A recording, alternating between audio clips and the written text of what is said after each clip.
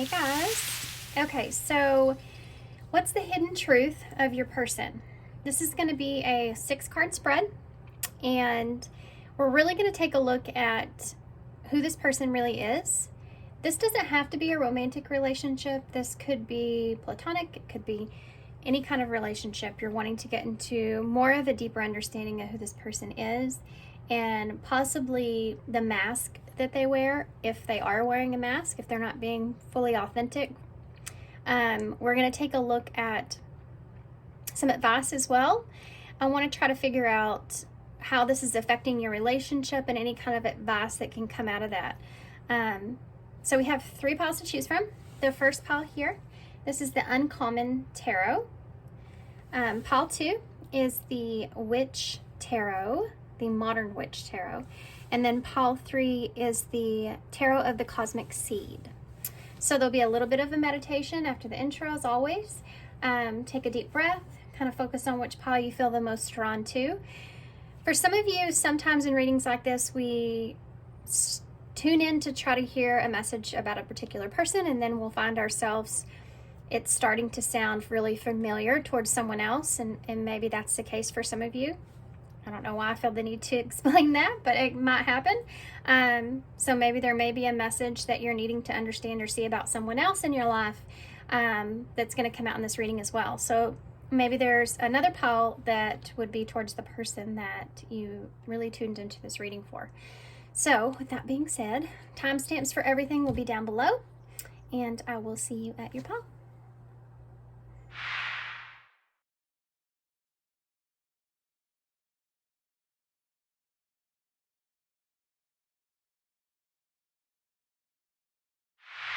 Hey, pile 1, so if you chose the Uncommon Tarot, this is going to be your reading. Alright guys, we're going to get right into the tarot, and then after the tarot we're going to get a few oracle cards to lay on top of the tarot to use as clarifiers, and anything else that I feel called to. I kind of play it by ear. It's a little different for every reading when it comes to the oracles and anything else, depending on your situation. Okay, so we want to take a look and see this person. What is it that this person is hiding from? Or what are they hiding? It's kind of interesting. I said, what are they hiding from? But what is this person hiding from you? Who are they really? Who is this person really?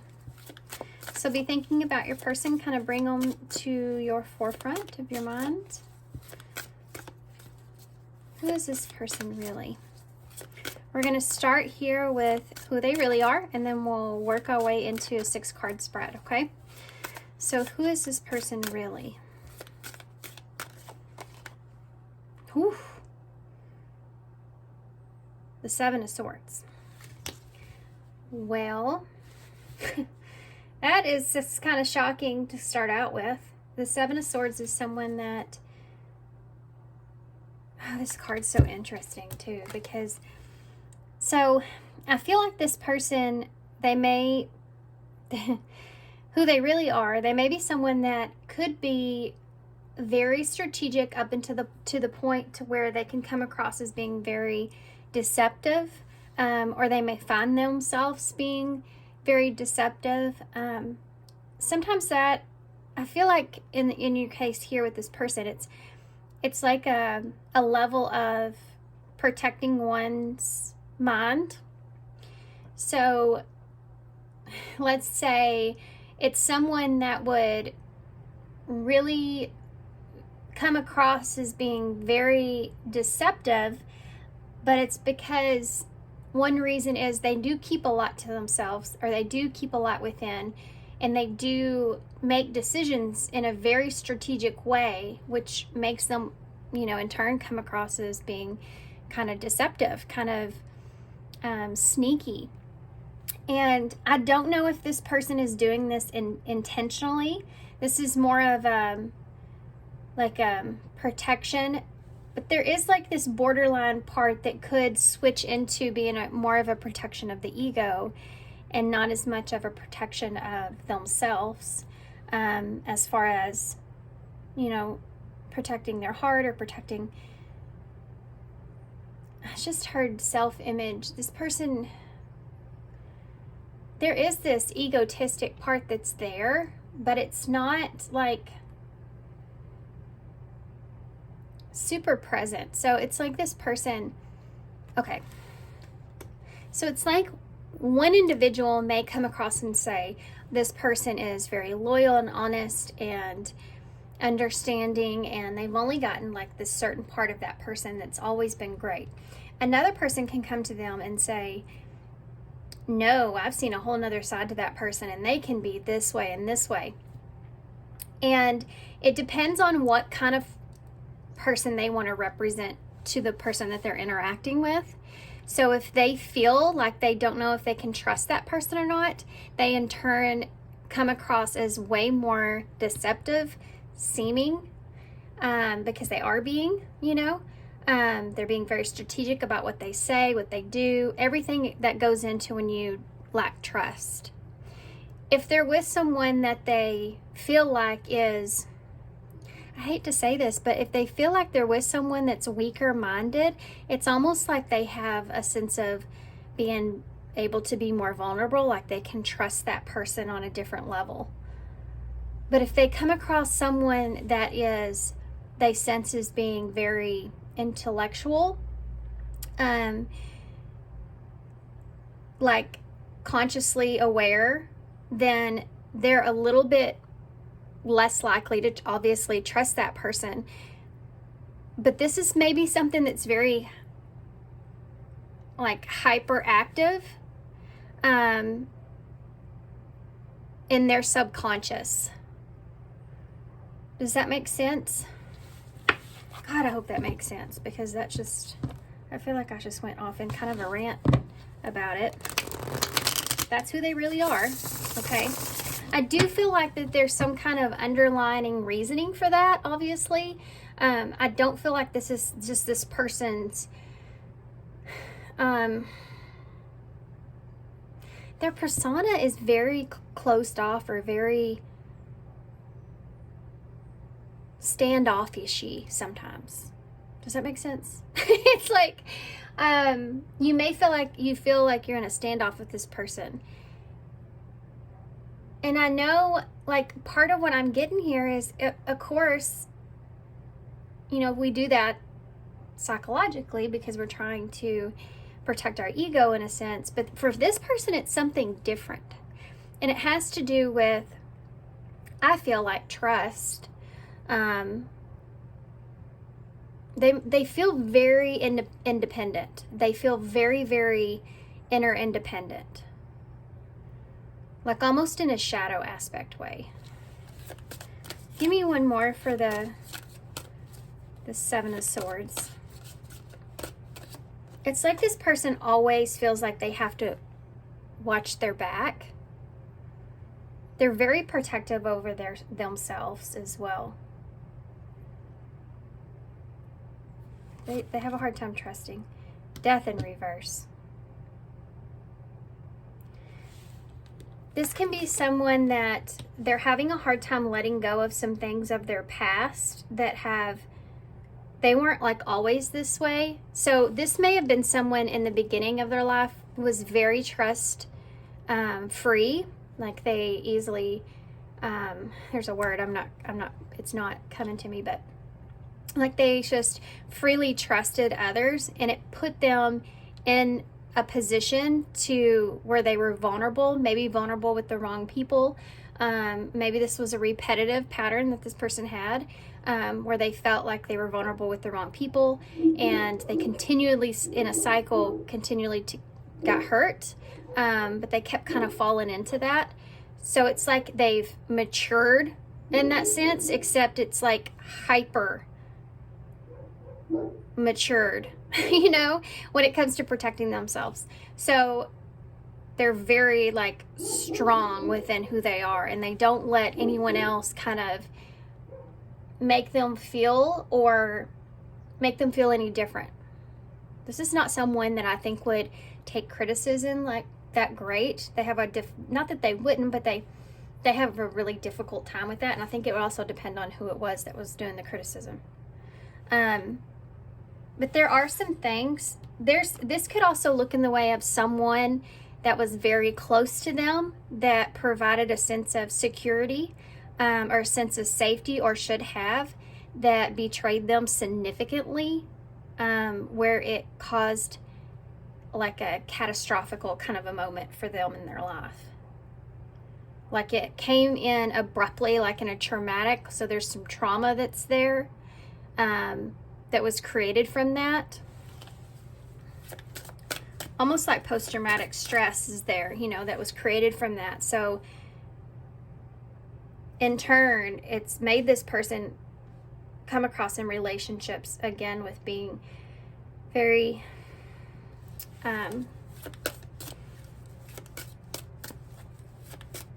deceptive without necessarily meaning to. It's kind of sad, to be honest with you, because I do feel like that, yeah, what was before this, whoop, came right out, didn't it? 4 Cups in reverse. Yeah, that's exactly what I was fixing to say. It's kind of sad because it feels like this person actually, at one point, again, they were very vulnerable. You know, the 4 Cups is kind of what I've got done talking about. They were really focused on some relationships of their past and how those relationships, it's like having a group of, let's just say this in a simple term, it's like having a group of friends that you really closely connect with, and then finding out that that group of individuals, like, oh, we're always against you, or always talking about you, or, but this is like a much bigger scale than that. It's not just a friendship here. Something's happened to this person in that way where it's made them feel exiled. And there's a lot of emotions that come up with that aren't so great, that maybe this person hasn't actually ever dealt with properly, or couldn't, because there's a sense of isolation with that. So their independence, that's why that part of that independent energy is there, right? This person is a thinker too. They could have heavy air in their chart. Libra, Gemini, Aquarius energy. Maybe in their moon, they may have an air moon placement. Because I keep going off into wormholes here when it comes to like the psychological stuff behind this person. And so I feel like that's just their thought process and things, which makes sense if they're someone that's needs to be so strategic. So that's built over a time period, you know, from whatever's happened to them up until now. It's because that's hyper vigilant in their mind. It's like kind of taken over. So it's almost like a muscle that you would continue to work with. That muscle's going to get bigger and bigger, and then it's going to, like, this person's mind, mentally, they're getting stronger and stronger, but a lot of it has to do with themselves and being independent. Okay, so yeah, I just did it again. The 4 of Cups in the reverse. So before, I think that this person was in a space, again, to where they were very open. This is someone that was very friendly, very free. And it's almost like that just either got taken away from or switched very quickly. And so now it's almost like they look out for themselves. Now they feel like they have to look out for themselves because of that. Okay. Let's, I had to take a second. I had to take a second, actually, to pull myself out of that, because, my gosh, I could go on and on, I feel like. So that's who they really are. That's who this person really is. And I feel like some of you've kind of known this, or picked up on this, somewhat, but you couldn't quite explain it, you know? And some of you might just be like, I knew there's just always been something, like I feel like I can trust this person, or I feel like I get along with this person, or this person's one way, but then it's like you've had a hard time reading them. Okay, so why do they hide? Which we kind of already answered, but let's do this again. Let's just use this more of a clarifier. Why do they hide who they really are? Yeah, that this person has a fear of rejection here. Because of everything that this is the Ace of Cups in reverse. Because of everything that I just got done saying, this person highly fears being rejected. Just like that friend group that I was talking about before. They highly fear being unloved, being unworthy, or being rejected. I told you, there's a sadness that's there. Usually when people in their lives, I always say, when you see that grumpy old man that just seems like they always have a frown on, that kind of energy, it's in that maturity, think how long, if they're dealing with something, how it's kind of sit inside of them like a toxic energy. It's just set there. And they've built themselves up. So it's like their ego almost kind of takes over their whole system, their whole brain, in a way. And so they do become eventually like really hurt, in any situation, or very judgmental, or, it can just lead to such a, like a toxic behavior. But it stems from this. It stems from someone that felt as if they may have been fooled in relationships, or just felt like they gave a lot in relationships but didn't really receive the same.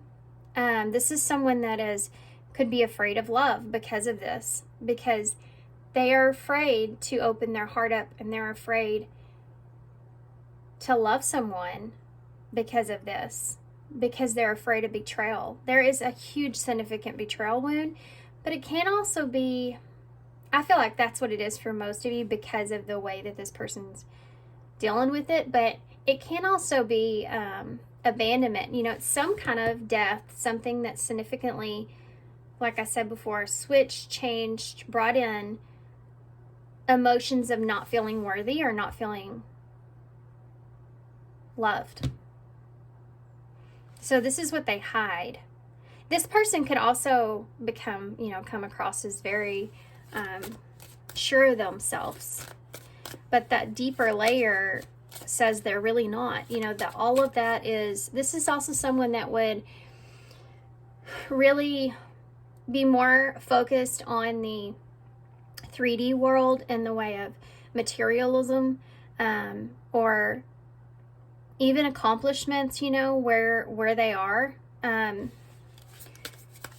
They would be more fixated on stuff like that because that's where they get their confidence from.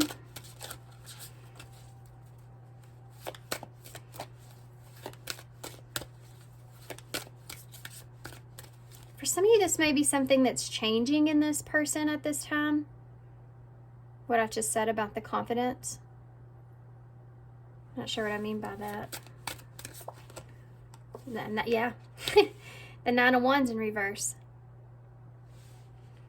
Yeah, this is someone where when they do start to have emotions here, or there's anything that has to do with loving someone that's there, and it doesn't have to be a romantic relationship, anything like that, they start to get overwhelmed, or that, I can just boldly look at this, like love is not worth the battle, or love is not worth the fight.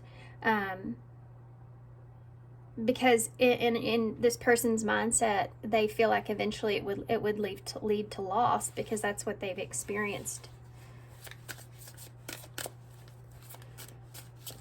They have a really difficult time with opening themselves up, being vulnerable. Look at that. Ace of Swords in reverse. Unless they trust. If they don't feel like that they can trust, or they're worried about that, this could leave this person also picking the wrong people for themselves, because this is someone that would benefit from having someone that was very like intelligent, or emotionally intelligent even, because they would be able to meet them on their level of, like, their analytical level. But that's also something that's very intimidating, because it challenges this person's ego. You see, it challenges it's just challenging to them, which is someone that would actually really benefit them, but they don't perhaps choose relationships like that, because it, again, in the same way, it could affect their ego. It's almost like this person would be better in relationships where they felt like they had the upper hand, or they had some, like, they're pickers, in relationships, could be people that are more, less, more weak-minded, okay? I'm sorry, I don't know how else to say that, but more weak-minded than they are, because they feel a sense of control in the relationship because of that. So they may sabotage relationships. They may continue to be in relationships where that person and them, they don't really have that kind of connection, so they feel themselves get bored in relationships. It's like mentally, this person needs someone where they can be very get into very deep conversations, or just like new kind of ideas and things like this. There's something like a word or something that I'm trying to fit to this too, and I can't. But they benefit from that. So if they're in a relationship where someone is not to that extent or to that level, they may find themselves bored, or they may even find themselves sabotaging it just to create some sort of stimuli their brain cells that they don't normally get to use in that relationship, because that person's not on their intellectual level. You see? And it's funny too, because, I said over here in the beginning that this all kind of resulted from something that this person felt like they used to be free and open, and they could have relationships like this, and it's that betrayal that took place. And so they still do feel like that they can trust people more if they're less, mentally strong than this person is. They feel like they can trust that person more, so it's easier for them to get in relationships with people like that. That's why they pick people like that. But then they find themselves dissatisfied later, and then could create their own destruction, So interesting, guys. This is so interesting. I mean, this is definitely is not as deep as I thought I was going to be going here. I thought this was going to be more of a surface level kind of reading, but okay. What is the mask that this person hides behind? What is the mask that they hide behind? I would say Six of Wands. I'm going to call it. I don't know if it'll come out, but I'm just feeling that kind of energy. What is the mask that this person hides behind? What's the mask this person hides behind? It's the Hermit in reverse. Yeah. Funny, I talked about being surface level. Virgo energy here, and that's that, again, there's that air.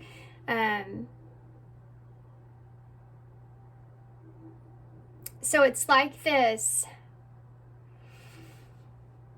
It's almost like this person, just what they hide behind is, you may only get what you see. You don't get anything deeper than that. This person, like, they hide on the surface of the relationship, of what a relationship in their eyes maybe looks like, or like you only get the outside of this person. And this is what I said earlier about you may be having a hard time reading this person. This is one of the reasons why. And the longer you're around this person, the more like you'll pick up on these bits and pieces to their personality. Like there's a lot of depth there, but they don't express any of that, or they don't. You may find them that sometimes they start to express that and then they shy away from it because they're not wanting to get emotionally attached in any way to a situation that, again, could cause rejection or anything to that nature that would hurt them. I'm gonna get one more. What's the mask this person wears? What's the mask this person wears? Two cards came out. One of them was the Devil. And she's naked. So I'm gonna have to put my moon on her here. There we go. Just looks like a shirt. Okay, so Capricorn energy. I don't know if I said that. And you have the Six of Pentacles here in reverse. So look at that. I did say the 6 of Wands. We didn't get the 6 of Wands, but we got 15 here, which can be 6. And you have 6 here and a 9 here that's in reverse. It looks like a 6. So 666. I mean, I know that gets a bad rep. It's really not. It's just about balance. Like this person, they may like, you may see this person like balancing like who they are. The mask that they wear is that they do a lot of this juggling, you know, in relationships. Kind of just, it's like I'm seeing a vision of someone that's juggling, but it's 6 pentacles, you know, of when it comes to the give and take of a relationship, they kind of juggle that. So again, this is someone that would not be real in, they're not going to give too much of themselves away. They may be someone that's afraid to give in relationships, so you may get a hot and cold energy from this person. One minute you may, and it's almost like, you know, it kind of reminds me of a feeling, you know, like when you go through something and you lose somebody or something like that, and you go through this emotional pain and this burden of that, and then in a moment you pull yourself out of it. Like when, let's say you're with someone that that just brings you joy, right? And you're having such a good time with that person, you let that emotional pain you kind of forget about it for a little bit. It's like somebody that brings that to you, that energy to you, where you can kind of forget about that. This person may find themselves doing that. It could be with you. And it makes them, when they realize that this is like somebody that would laugh, and then they'd feel bad, like they know when they're allowing themselves to be too free, too vulnerable, or too open, and so they like shut off quickly. You know what I mean? And that could very much be them putting out a hot and cold energy towards you. But it's coming from this devil here, so it's coming from fear of going deep, fear of you seeing like inside of them. This person feels as if the less you know about them, the way they are internally, then the easier the relationship will be. They have this seed planted within them somewhere in their mind that tells them that they are not worthy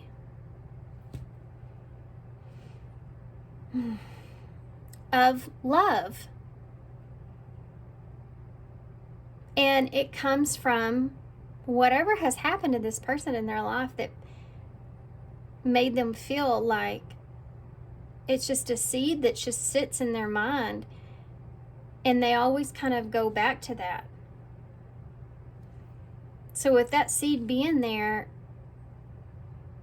it kind of just ruins things for this person. It's like a rotten egg, you know, in your house, and or your room, no matter how clean you get your room, no matter what fresheners you use, you know, and how good it looks, there's still this stench. And that's what happens with this person in relationships. It kind of just starts to do that, and they start to create this dynamic between the other person where they feel like they're giving off very hot and cold energy, which in turn makes the other person feel all different kinds of feelings depending on that person, you know. But they could be doing this to you. This is the mask that they wear. They could also come across as very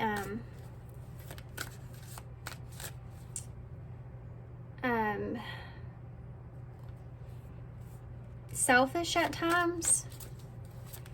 Like they may say things to you that kind of strike you as being a little bit odd or strange. But again, this person doesn't want to be their authentic selves because they feel as if at some point they weren't loved for them their authentic selves. So they're bringing you the devil. You know, they're bringing you a representation of what they want you to see, what they feel like would be worthy. Okay. How does this affect the relationship between the two of you? 5 of Cups in reverse.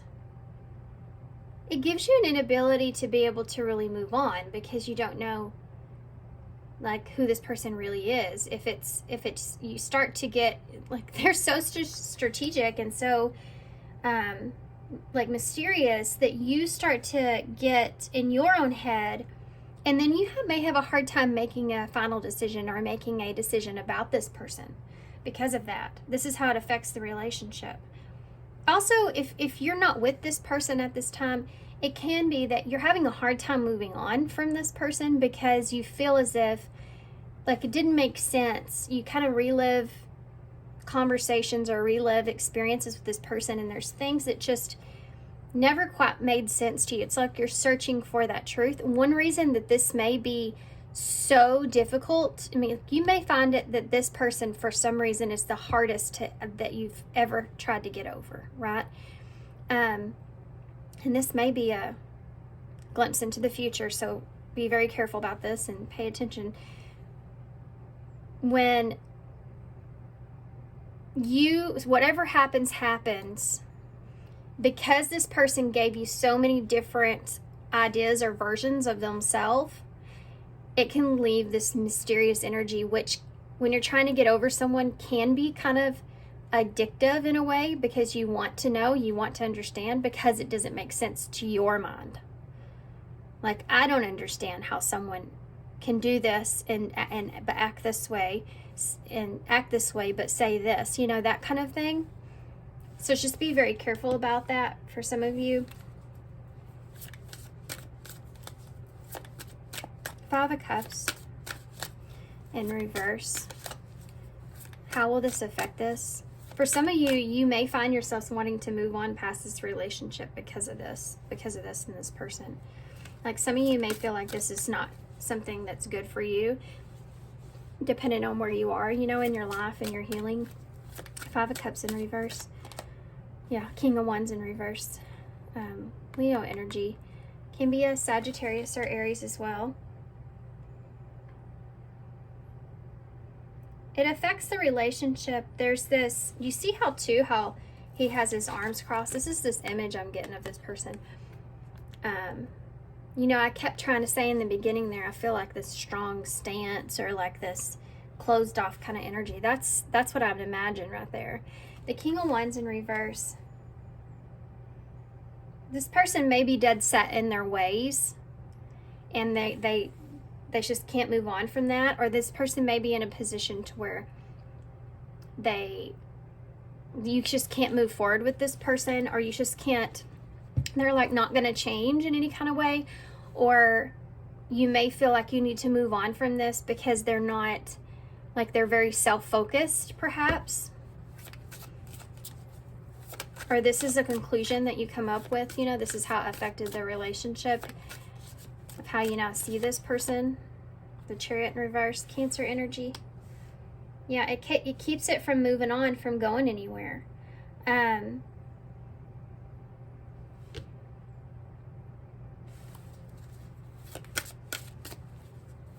Either it keeps it from you being able to move on, or make the right choice for yourself, like what you should do with that Chariot in reverse, not knowing which direction to take this, because this person may not be giving you anything either, you know. Or again, that's just a lack of understanding, because they left you in a place to where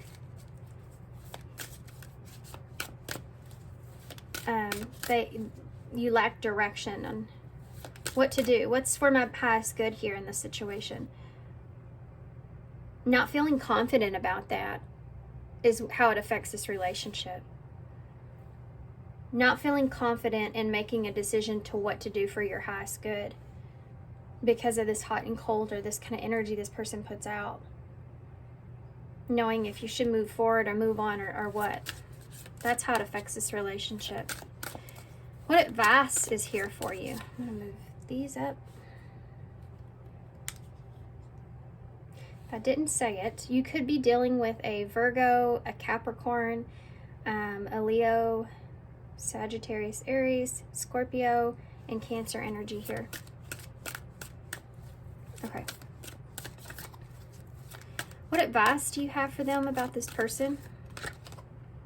Page of Pentacles in reverse. Don't procrastinate when it comes to trying to have that conversation or trying to understand this person. Because I feel like for you, it may get worse if you like don't say anything or you don't communicate something to this person. For those of you that are waiting around for some kind of apology, I think what they're saying here is that, like, don't wait around for an apology from this person, because this is not someone that's going to offer that, at least not at this time. Tell me about the Page of Pentacles in the reverse. Yeah, look at that Empress in reverse. This is, your advice here is, don't depend on this person offering you something. To remember and acknowledge your own worth and value. You know, don't allow this person's lack of understanding with that within themselves allow you to feel that way. I think that energetically sometimes when we're feeling a certain way, like this person, what we're not seeing about ourselves, that shadow, if that isn't in you yet, I feel like this person could make you in turn feel that way as well. Because we kind of, especially when we're in relationships and we're with that person a lot of the time, we kind of join that person when it comes to how you see the world, how you see your values, how you see things.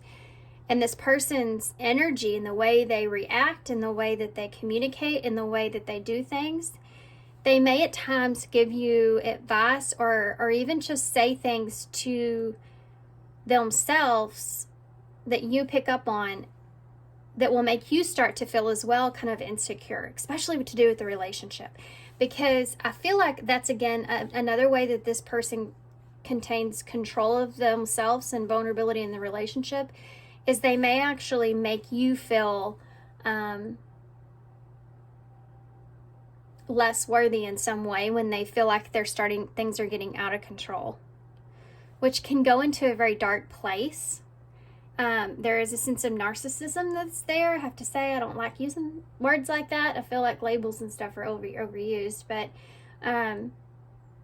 it can lead down that road. So it kind of sums up what I'm saying. Taurus and Libra energy here. Basically, the bottom line here is don't wait around for this person to either offer you something or give you an apology. For some of you, continue to acknowledge your own growth and learn from this and move forward here. For some of you, you're still learning some lessons here. Outcome. What's the outcome if they follow this advice? If they follow this advice, what's the outcome? Yeah, the Ace of Wands in reverse. So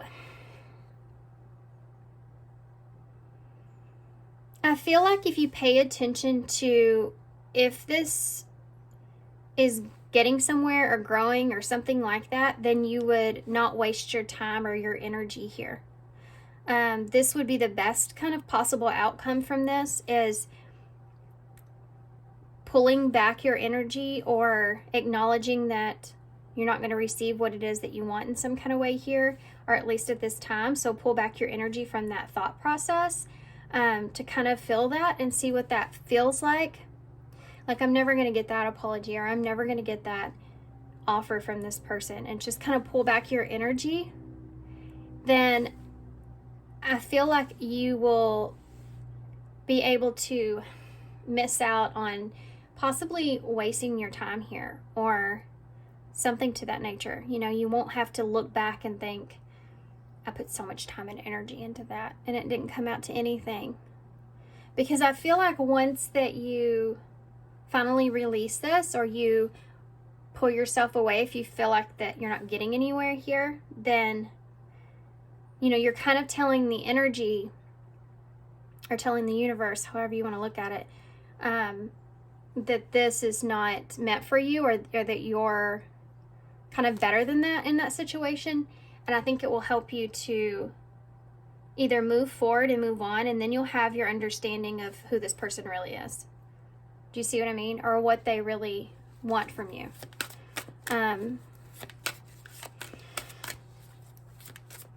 Okay, so what if you don't follow this advice? What if you don't follow this advice? What's the outcome? The Sun. Clarity. Oh. Give me one more. That's Leo energy. Give me one more. Five of Wands. Clarity. You will be shown is what popped in my head when this card came out. Also, another message here is y'all be very careful here if you are not wanting to conceive. I don't know why I need to say that, but that's something that popped out too as well.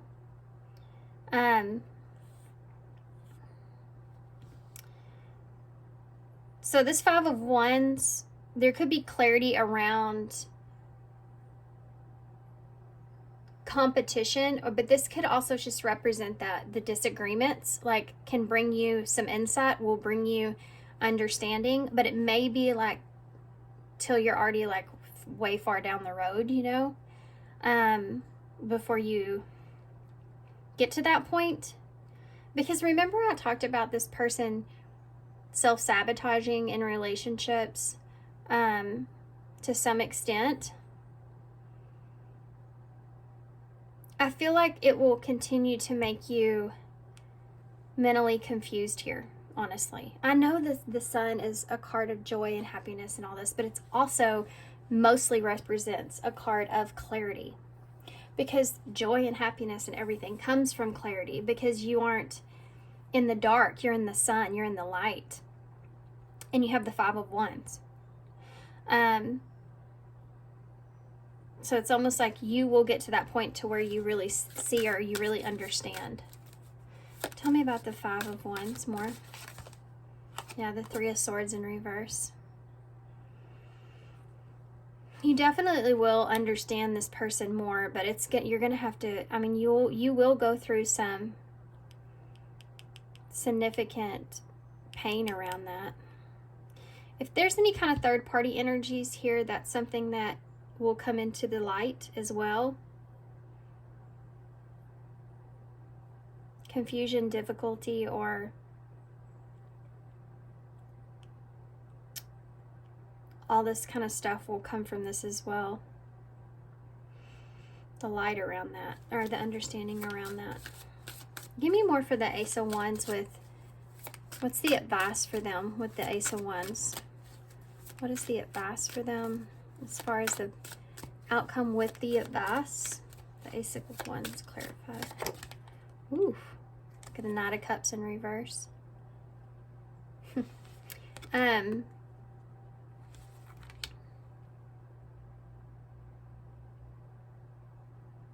know, it's funny. I feel like a lot of this is showing me what this person actually is going to lose, and not as so much so your side of this. And I don't know why it's showing that to me. You have a Queen of Swords in reverse at the bottom of the deck. So there's this lack of understanding, or being protective, or cutting out, quick to cut out, you know, situations, with the Ten of Wands in reverse and the Page of Cups. There's a release here, you know, if something gets to be too difficult, this person may just release the situation. There may also be Page of Wands, Page of Cups. There's something here that this that needs to be released. I feel like it's mostly this person's just energy. They're not balanced, you know, obviously, mentally with how they see relationships and things. This over here, I know y'all can't see. I'm fixing to move it up just a tiny bit. The other way I'm looking at this advice would be if this was on their part. Come here. And some of you may actually feel like that you resonate with this reading as being your energy. Just putting it out there. Or at least some parts to it. If they were to follow this advice, if they were to offer you something here, or if they were to, you know, take you up on an offer here to grow this relationship, or extend some kind of olive branch, or extend some kind of apology or something to that nature, I think that it would lead to maybe a Knight of Cups and an Ace of Wands, which is a romantic beginning, right? Moving into that. But if this is obviously something that's not there, it doesn't come about, then it's, again, wasting time. I mean, it's like, yeah, I mean, I don't think that this person, I just feel like that they're not going to, I'm sorry, I don't feel as if in this reading, at this moment in time, this person is going to really give you what it is that you deserve. I'm just going to be really honest. And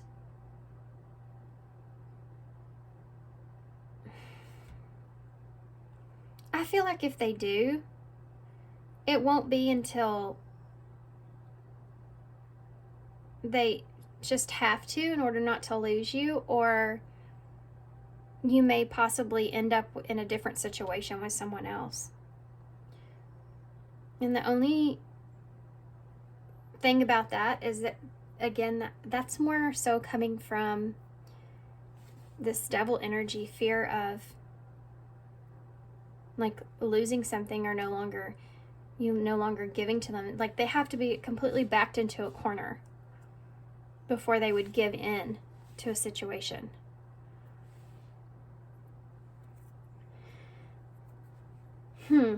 Very interesting. Okay, I'm gonna leave y'all with a few more clarifiers when it comes to this. I know this was a long reading, wasn't it? I feel like it was. Your person mentally, there's a lot going on. There is a lot going on. Tell me more about this person. Can you give me any more information about this person? Any more? Okay. You have sacred cycles, which we talked a lot about. And all-seeing eye, truth, clarity, and perspective. It's funny too, this says all-seeing eye, and you have the eyes that are here on the objects, because I don't remember if I pointed this out or not, but she has eyes on her ankles, and then she has another eye here in her dress, and she's looking behind her, and that's why I was getting like this person always feels like they have to watch their back, you know. But all the eyes and the all-seeing eye, this is like a cycle this person like continuously repeats, because they feel like they always have to watch their back, you know. It's all stemming, the cycles here in their life are all stemming from this betrayal wound. The world and negative emotions. You also have rising star here, which is part of that ego. But this person could actually be in a position in their life where either they're trying to rise above. I just heard that song in my head, and I have no idea the lyrics or anything. It just popped in my head.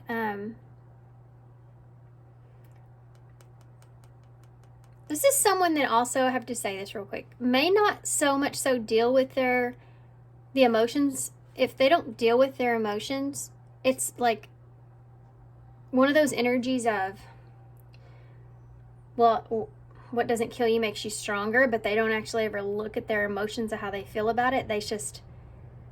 continually try to say, well, it's going to make me stronger. It's just make me strong. It'll just make me stronger. When really strength comes from understanding how you emotionally feel about a situation, and then how to kind of gather that and move on from that. Being vulnerable with that. But again, this person may be someone that's in a position right now where they're either trying to become get some kind of recognition or have some kind of transformation, or they have been like getting recognized, or they just have been in this way. And then you have the world and negative emotions here. So I feel like one of the things here is that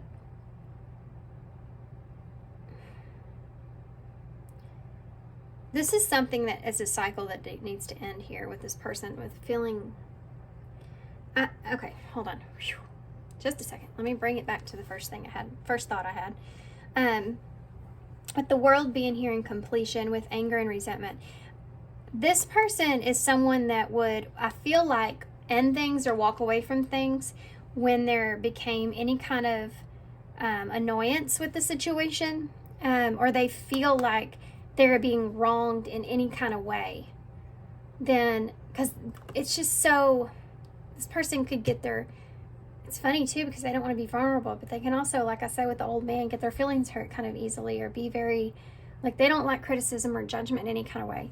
And I can see that here, you know, with feeling wronged, or there being anger that's here. They could end situations because of this. This is also part of that sabotage. Like, they have a really hard time being able to work out issues if there's any kind of criticism on them, because they are coming from such a inner independent place that, again, they're not in that place to where they can really collaborate with someone, and, or at least someone that they feel like is not on their level, you know what I mean?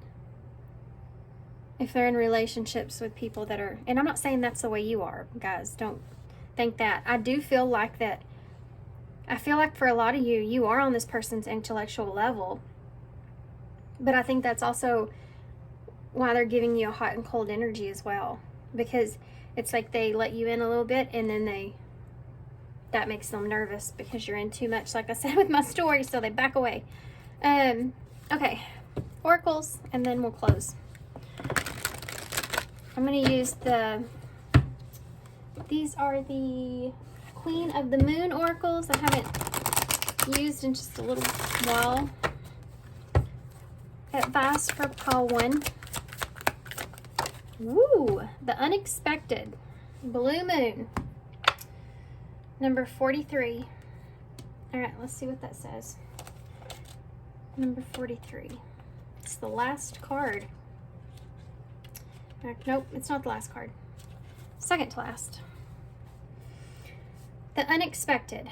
I trust myself and in life. Funny we talk about trust so much in this reading. I'm just going to read this last part here. Actually, I'm going to read the Unexpected. No matter how well you plan, there's always room for the unexpected to occur. Okay, so this is as far as advice goes, because I do feel like obviously all of you are in different situations. Build your resilience as rare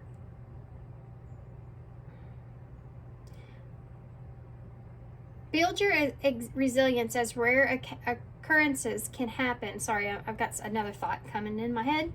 I'm trying to do this. A visitor you may not have seen in a long time may re-enter your life. There's someone here, of course they are. Of course they are, because it's retrograde, right? Of course you get that card. There's something else that's here. Doesn't this look like an eye? Kinda. There's something here that's in the distance. Either this is someone that came into your life very unexpectedly, or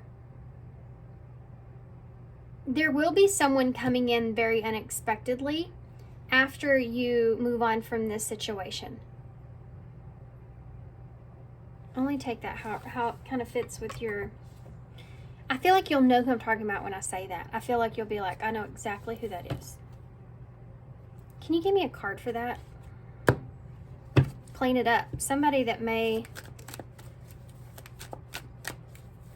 want to, maybe a healthier choice here for you, or may want to reconcile in some way. Give me one more for that, and you have two individuals on there, huh? Like the two people here. What is this about? Who is this? It's a different energy. Mystical shaman. This could be someone that could be a healer, someone that you may need at this time. We have sleepless nights and unhealthy choices. I just got done saying healthy choices here. This is someone that this may just be a friend. This is a healing energy. It could be just a friend, but it's a healing energy that's going to help you move on past making some unhealthy choices here for yourself.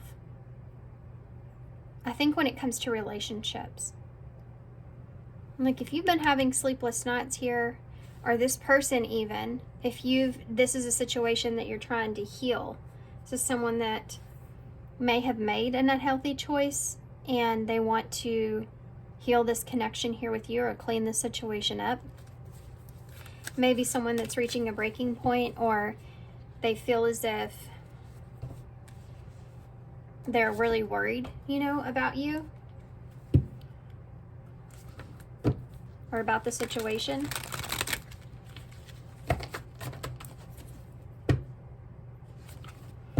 Take that how it resonates. I don't know where I'm going with that, but okay. These are the last card I'm getting. These are called Dive. They're just inspirational. They're kind of funny. Some of them are kind of funny. Can I have some advice here for... Okay. Kind of popped up funny. So butterflies may be important, but that's that transformation. It's transparency too, within yourself and your own transformation. Being transparent with yourself about your own transformation. I can see that here too with this Empress and Page of Pentacles in the reverse. If you want to fly, give up something that weighs you down. Well, there you go.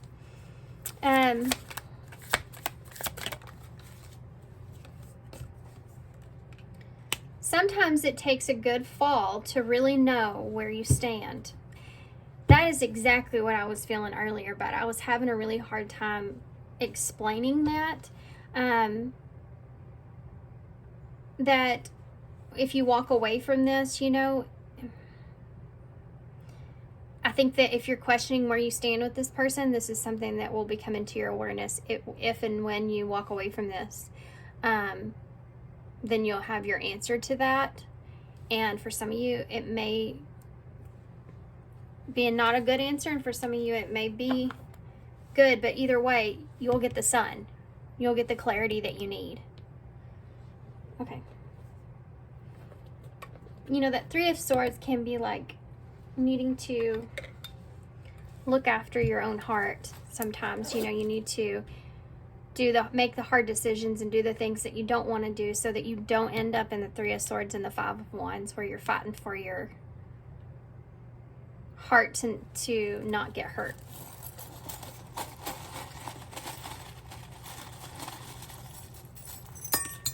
Okay, well, the spider web just fell out of the bowl and over here.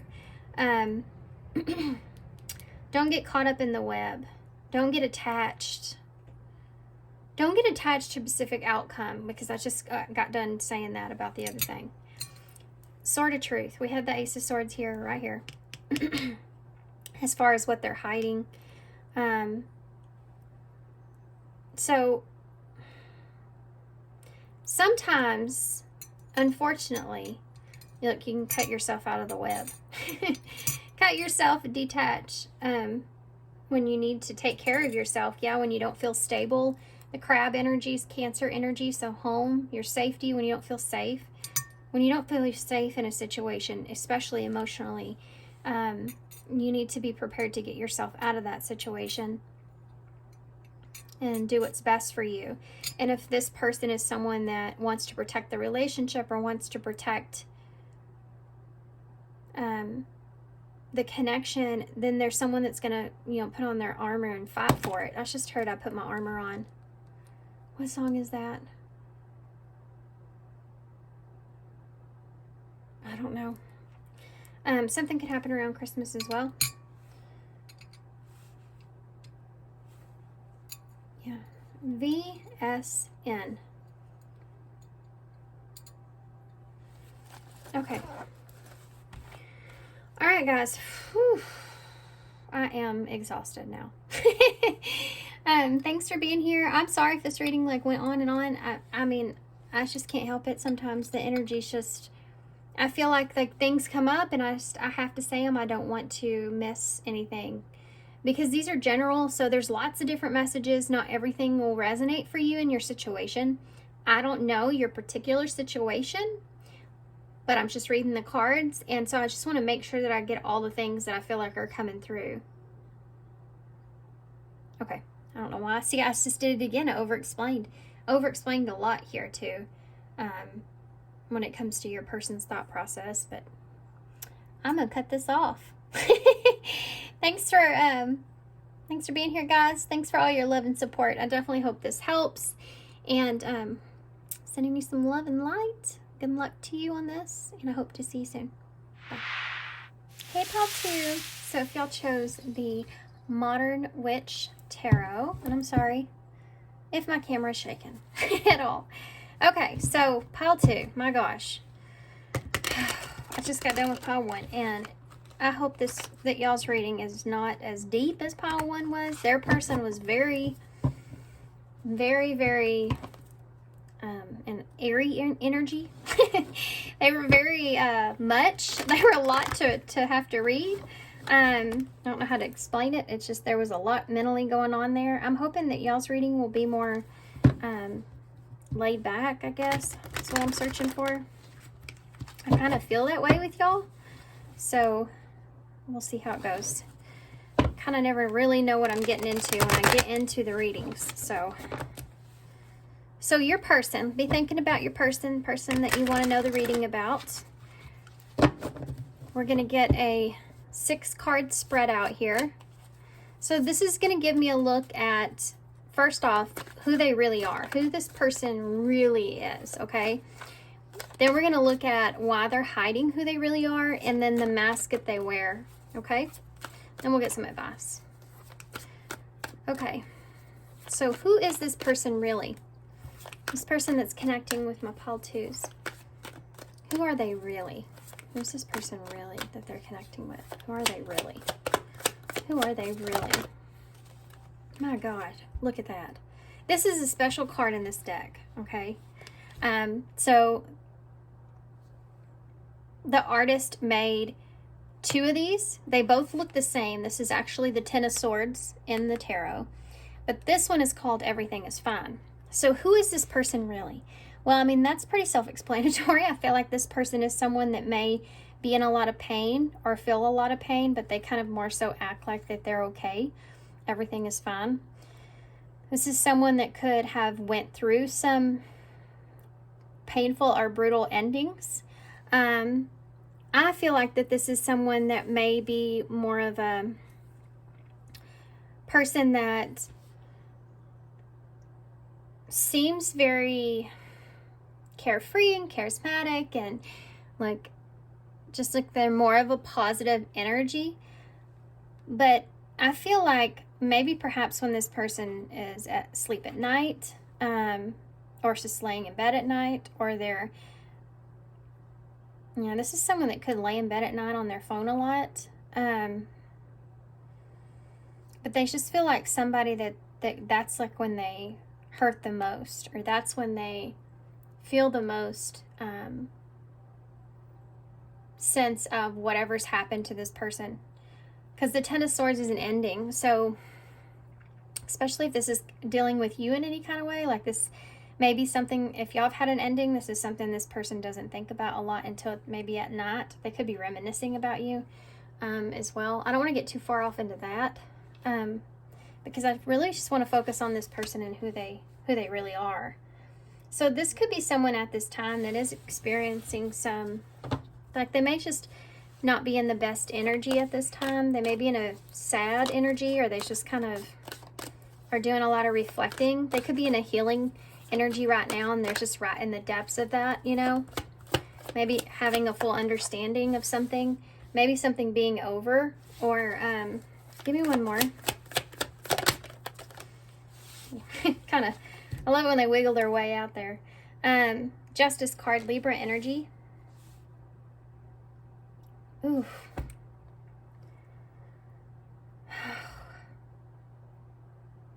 The weight of that card. The weight of that card is so intense.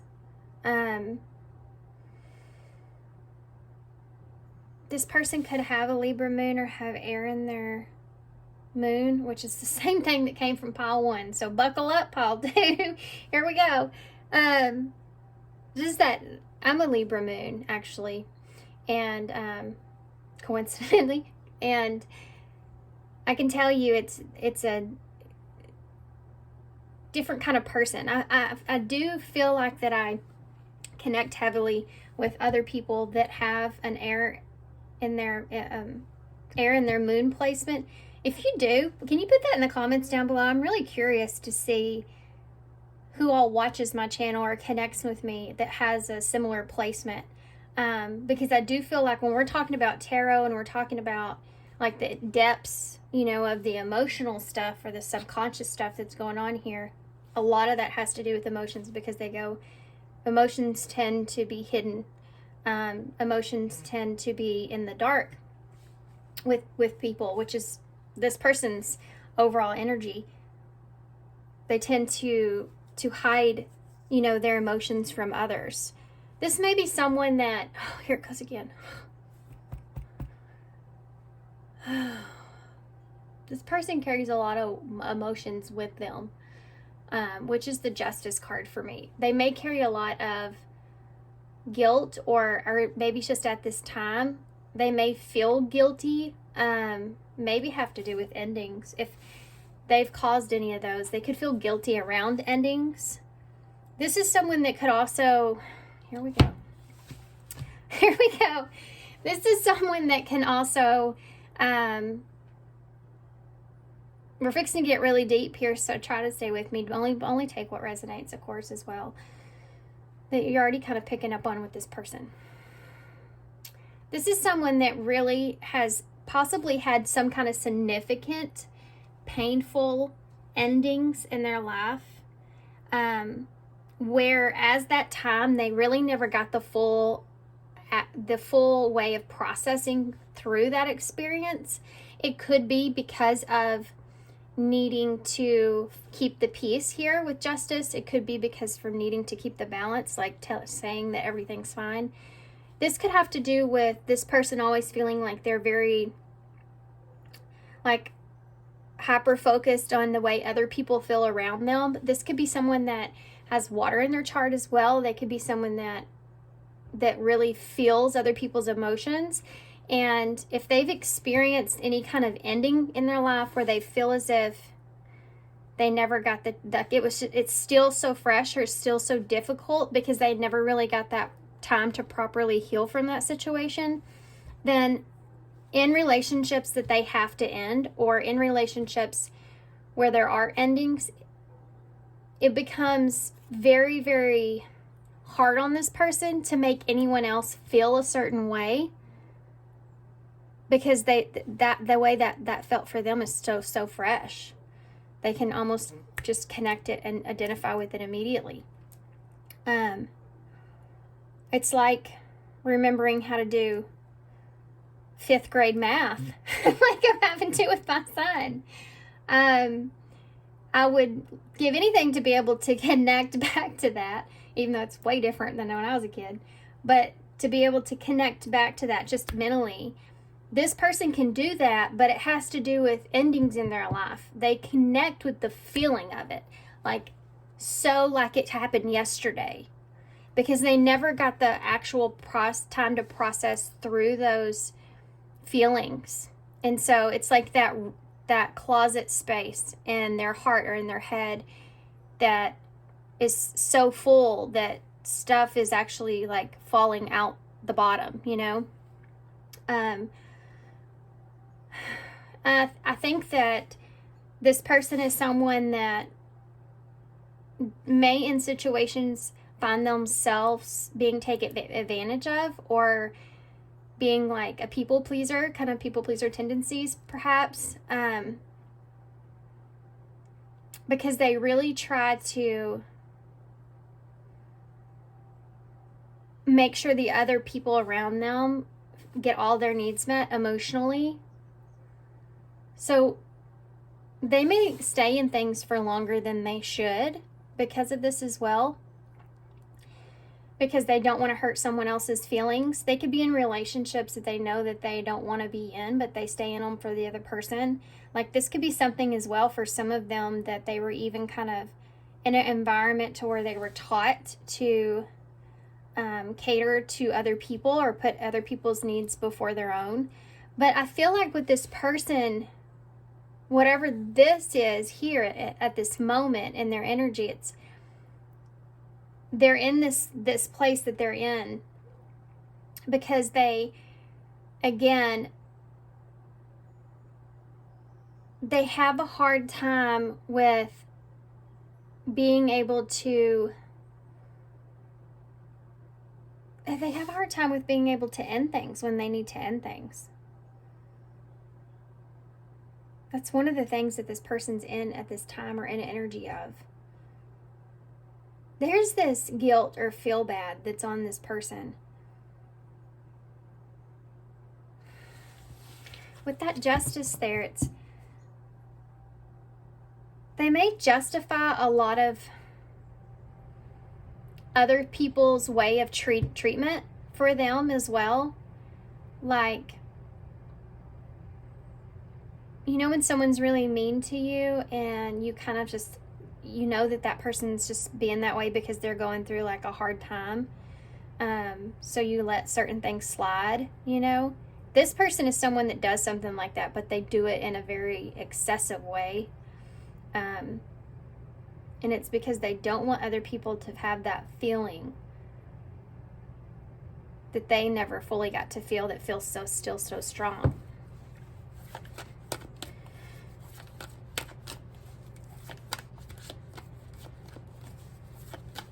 There's something here as well that this person, I'm going to see what that is. There's something here that this person holds on to, that they feel guilt from.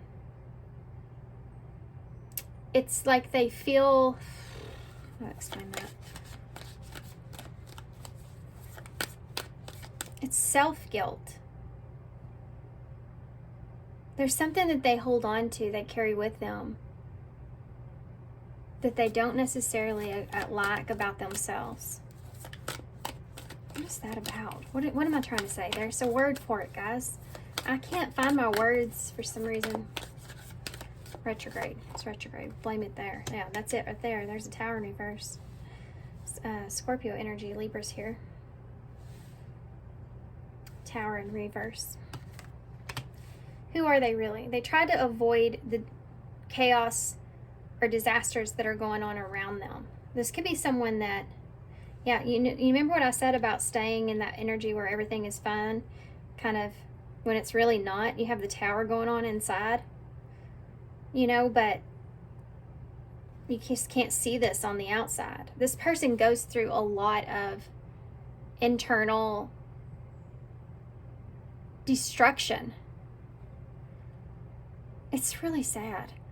It's like it's like someone that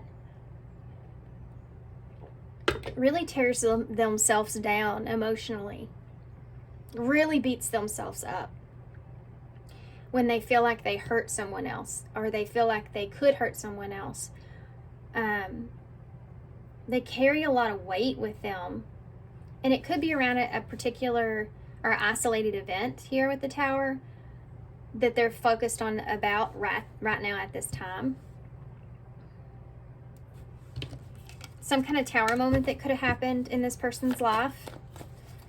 And maybe perhaps their participation in that, like this can be like causing your own destruction. There's something here that they're currently like beating themselves up about.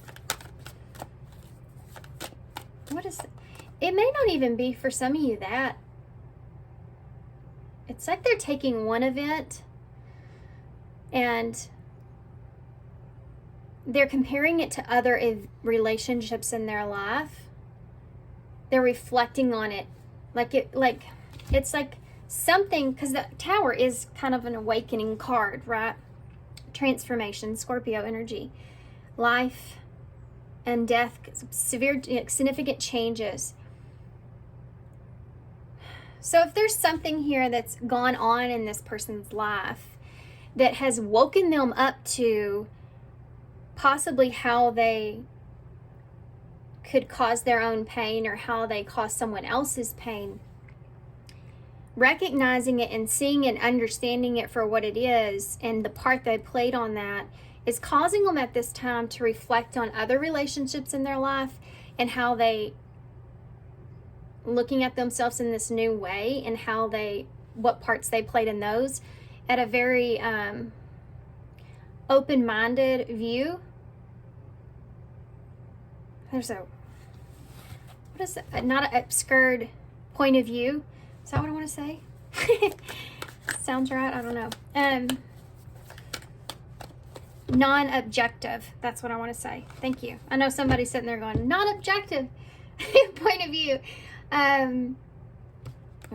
You ever watch a video and you're sitting there and they're like, what is the name of that? And you're like screaming it, it's so-and-so, I felt like somebody was doing that just now. Yeah. And so by them doing that, looking at things in that way in other relationships, it's really bringing up a lot of pain for this person. And it's also putting them into a guilt, like feeling very guilty, or it's almost like a self-pitying kind of energy, but it's not like it's because of them seeing like what they've done or how they've played a part. Like this person's really looking at themselves, but it's like I'm hitting them in this moment in time in that energy, and it's very strong. This is someone that could also be reminiscing here about something that is no longer. Like, I don't know, we're in, the Eight of Cups, something that they've walked away from, or someone that's walked away from them, or something like this. Something maybe that they walked away from or needed to walk away from. Whatever this person's feeling in this relationship at this time can be that this is someone that may be contemplating avoiding some kind of destructive energy here and detaching or walking away from something, and that being fair or justified. And it's because of this guilt that they're in at this time. That's why they're looking at this in this relationship. Because you remember I said that they are looking at all the relationships and reflecting, so it also means within your relationship they're doing the same thing. So if they could be contemplating whether or not they should detach, or they're thinking about when they did detach here from you, for some of you, or trying to avoid a disaster here. Could be something they're thinking about, detaching to try to avoid a disaster. What's fair, what's justified. Not wanting to hurt anybody in a situation. So why are they hiding this, who they really are, from you? Look at this. The Sun. Because this person doesn't want to mess up your happiness. They're hiding this from you at this time because this person doesn't want to, like I said in the beginning, ruin it for anyone else. The Sun, Leo energy. They may want you to also feel confident in the relationship or within them. So they're not, this is someone that's has a lot of burdens or has a lot of pain going on, but they're not going to unload that on anybody. This is why they hide. They almost want to blind you, you know, with the sun, so you can't see like how they really feel here. This is someone that if you were to break up with this person, they would do everything that they could to remain like happy, like that they're okay. Maybe not happy, but that they'll be okay, or that it's not a big deal, or that they're okay. Like they wouldn't show you, I mean, I feel like that would be devastating, you know, but they wouldn't show you that. They would show you the sun. Give me a more why they hide their true self in this relationship. Why do they hide their true self? Yeah, the Four of Pentacles. Because they want you to hold on to the happy experiences or the happiness that you have at this time. They want you to be stable and secure and carry or possess this happy energy here. They want you to see them in that way, in a positive way. Yeah, this is someone that doesn't want to come across as being sad or lonely or any of those kind of sad emotions. It's someone that would just always kind of put on a happy face, like I said, you know. And what is the mask that they carry at this time? It's like a red flag though, you know. It's like I'm seeing that, like, don't you ever wonder about those people that those really happy, loving people that we see, and you wonder, like, if they really are that happy, because sometimes that can really come across as a red flag. You know, if you really think about it, a lot of comedians end up suicidal because, and it's so shocking, you know, and so surprising. I would recommend actually watching a documentary on Robin Williams, because it goes into the psychological process of that, and what studies show are very common and everything. Anyway, but you know, you wouldn't think that. And I actually also know of someone here that was in that same type of situation. It was someone that you would just never think, you know, they always seem so happy and loving and everything. You just would never think that you know, internally they had so much going on.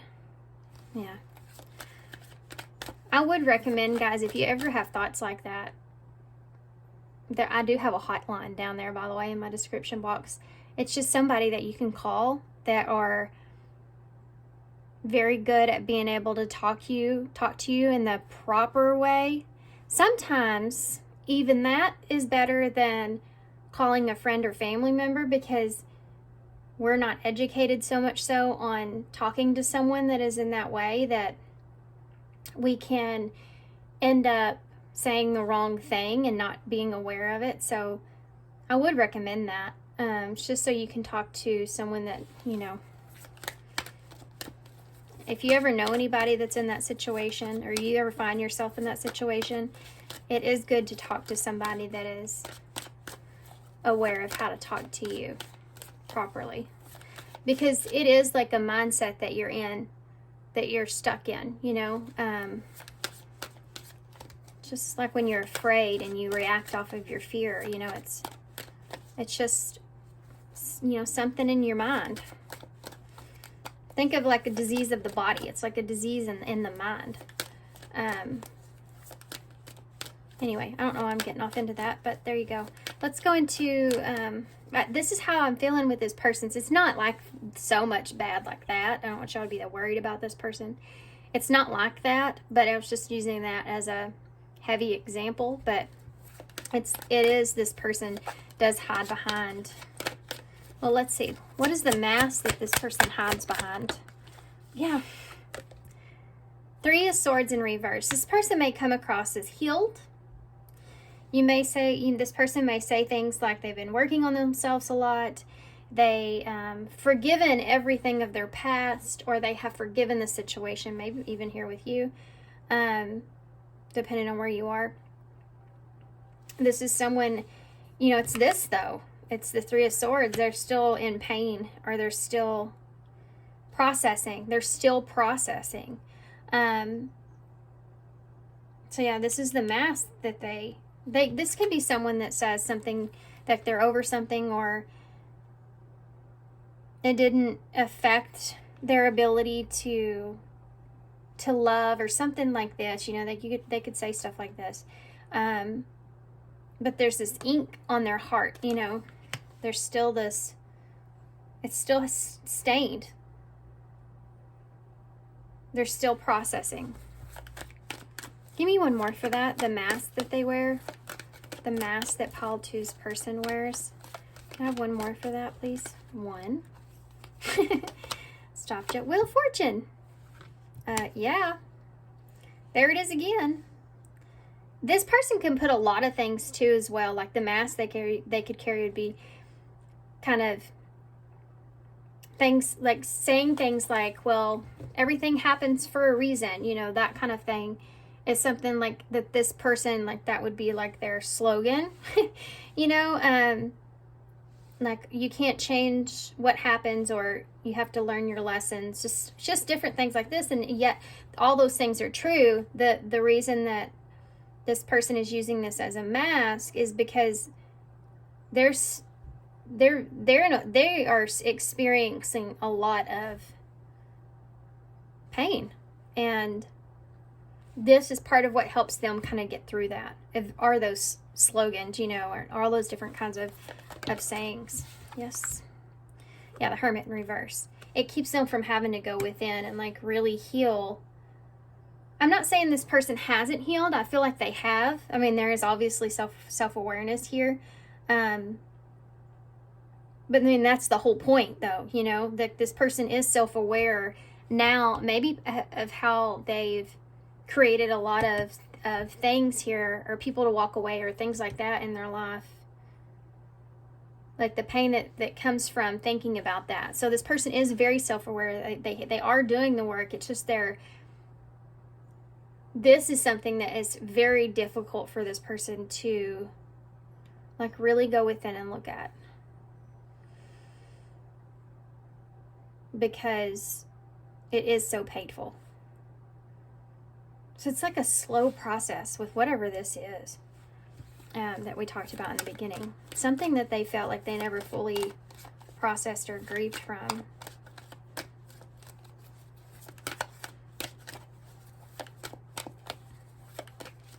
This is someone here too that's also hides behind like trying to move on, trying to move past situations,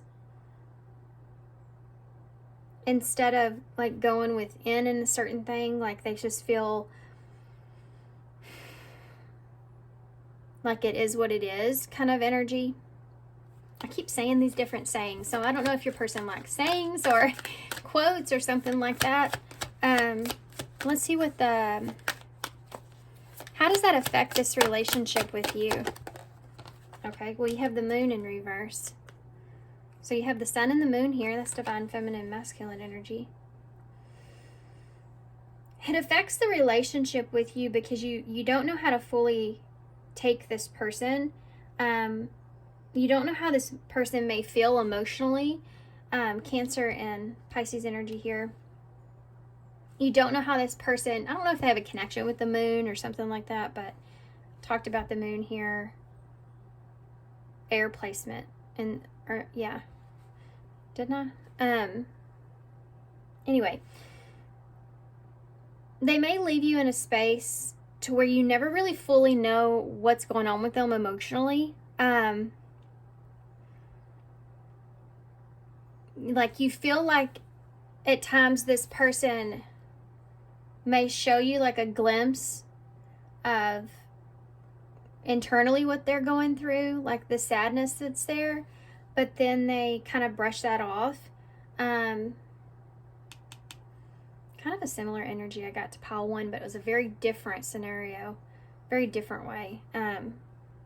But it's this feeling of being vulnerable in a moment, in a way, and then seeing that person's vulnerability, but then them recognizing that you've seen that vulnerability, so they shake that off. No, I'm fine. Everything is fine, you know? You may have seen that at times, so that's confusing, you know? Give me one more for the moon. How is it affecting this relationship?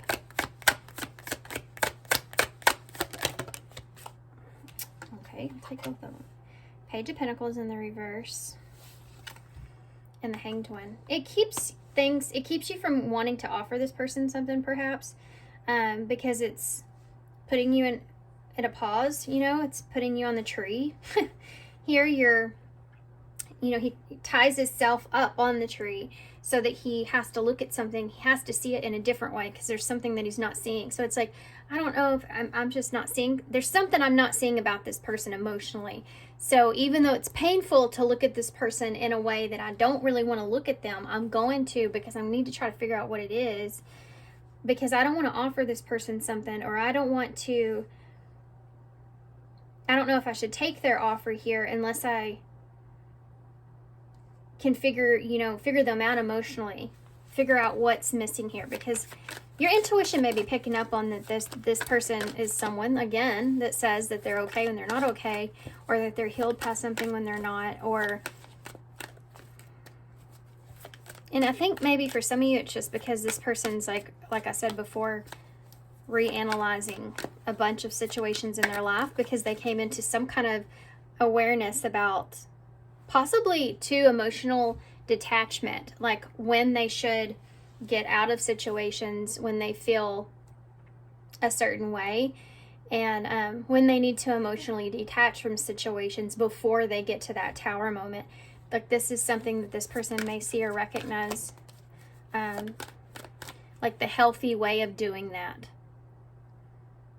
and recognizing when it's best to emotionally detach to avoid a tower moment, and listening to your gut or intuition on that. This is what this person's learning. I don't know where I got into that, but let's get advice for you about this. What overall advice do you have? Ace of Cups in reverse. Why is that overall advice? This person may not be ready for a relationship yet. King of Wands in the reverse. As far as advice goes,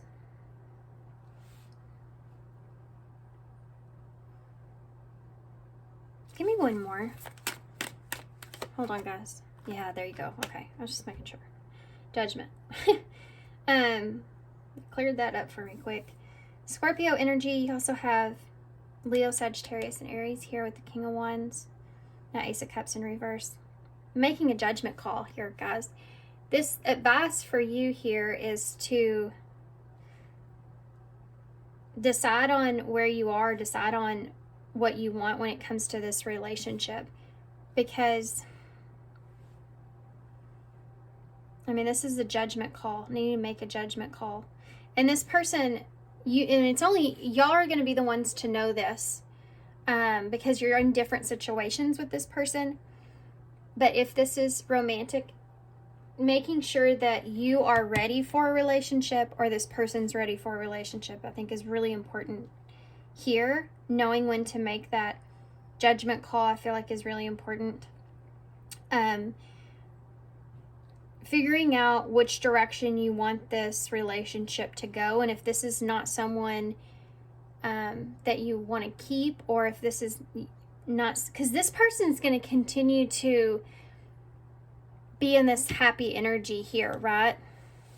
And put this kind of out there, which is going to continue to make you feel confused. So it's almost like until you decide you want to change, or you decide what you want to do with this relationship, that energy is going to continue. This person may be trying to please you in some kind of way, They could be just trying to kind of go with what it is you want, but then again, just like they have in their past, they're putting their own needs to the side, and that could be why this is so hyperactive here in their energy about emotionally detaching. They may not be following their own advice, in that at this time with you, because again, they're trying to just keep the peace in the situation, or keep the connection in a good way, in a happy way. Not saying that they don't want this, but there's this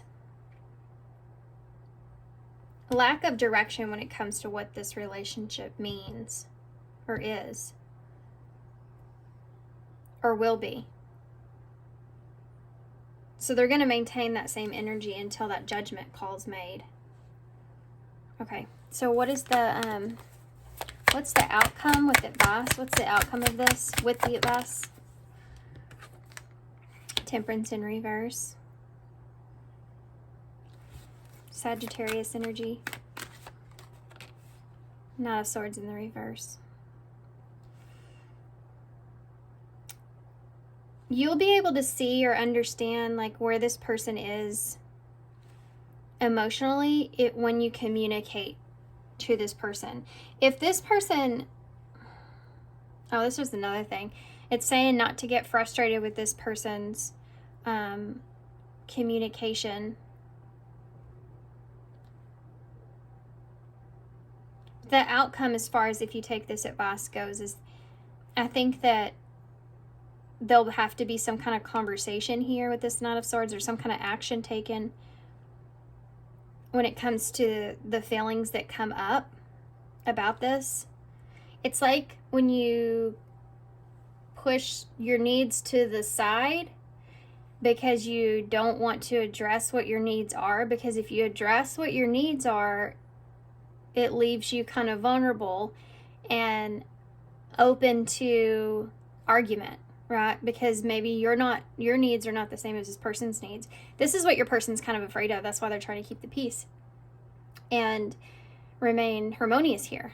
So if you make a judgment call on this relationship to move in a different direction, or to, for some of you, or that you're not ready for this, or this person's not ready for this, or whatever it is that you decide, these feelings are going to come up and need to be addressed. Or if you're even wanting to go into a relationship here and making that judgment call, either way, these feelings are going to come up of what you're frustrated with when it comes to the actions being taken in the relationship or whatnot. And I think that's what this person's priority is here, or what that need is that they want to address. Has to do with taking action. They don't feel like there's substance here of some sort, like a stability emotionally, and they're wanting some kind of action to be taken around that.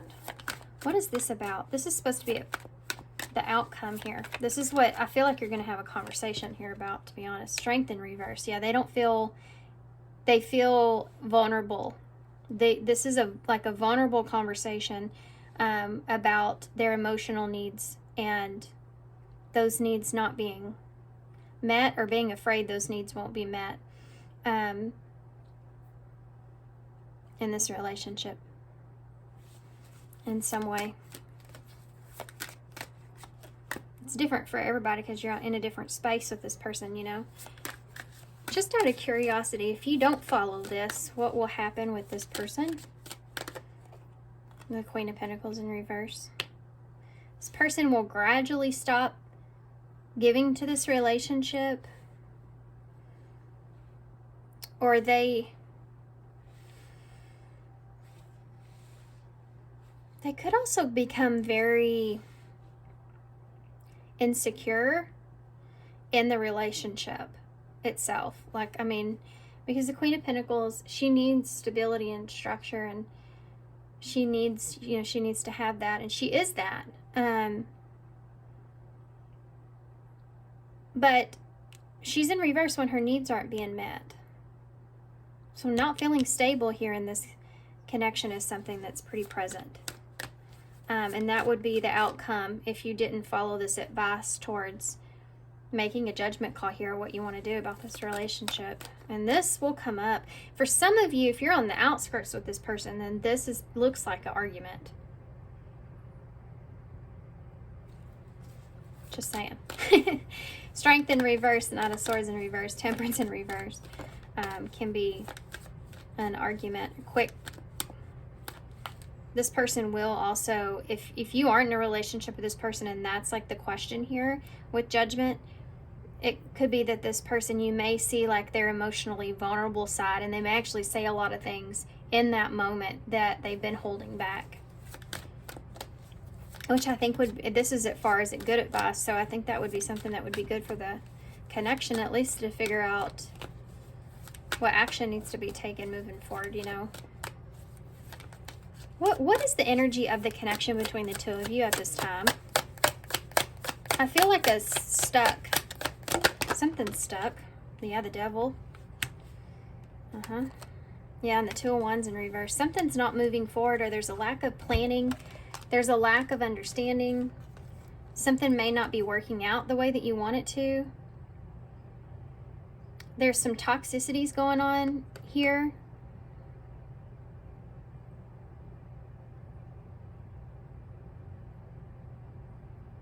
This person, there's this fear of waiting for something that will never happen.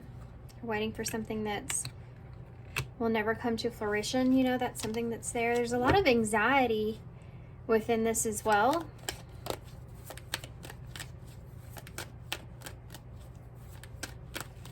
Interesting. Can I have one more? Where things are headed. Look at that. The Lovers in reverse. This is about things being headed in a direction of disconnection. Fear right there at this time of what the connection itself is in an energy of the Devil and the Lovers and the Two of Wands in reverse. Fear of there being rejection or lack of planning, or that you won't choose them, or what the future holds for the relationship. That's what this is. Fear of what the future holds for the relationship. Gemini energy and Capricorn there, I think I already said. Knight of Cups in the reverse. So there you go. This relationship might not be at a place where it is exactly what you thought it would be, or it's not what you expected. And that Two of Swords in reverse, and that Eight of Wands. Moving forward and communicating, you don't have a choice, or deciding. This is someone that's very indecisive, or maybe even feels blocked from being able to emotionally offer something here for some of you. Communication around that. Being blocked from being able to communicate emotionally the way this person feels is something that's here for some of you. Okay. Let's see what I missed. Long readings again. I miss tarot when I'm gone. I miss sitting here and going through all the cards and stuff and the stories. And I love you guys. I miss y'all while I'm gone. Even though I had a very well needed rest. So let's see what the overall... Okay, well, we'll take that because it just came flying out. Temptation. So it could be that this person, their weakness is temptation, perhaps, or yours, or there may be some kind of something to do. I mean, you do have the Devil here, so there may be some kind of temptation that's here between the two of you, or this is a very, like, one of those relationships. I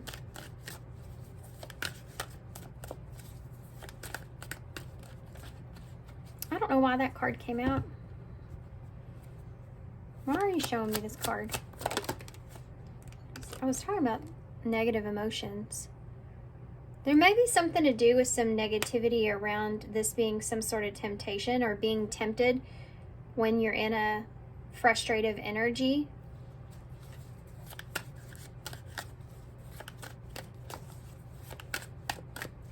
Something to do with being wrong or feeling wronged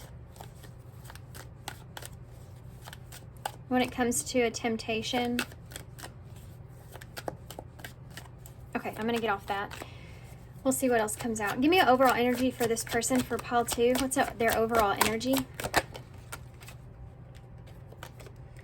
Sacrifice. A difficult decision. That's this. Aligning your priorities and must give up something to win. So that's this. This is what this person's saying.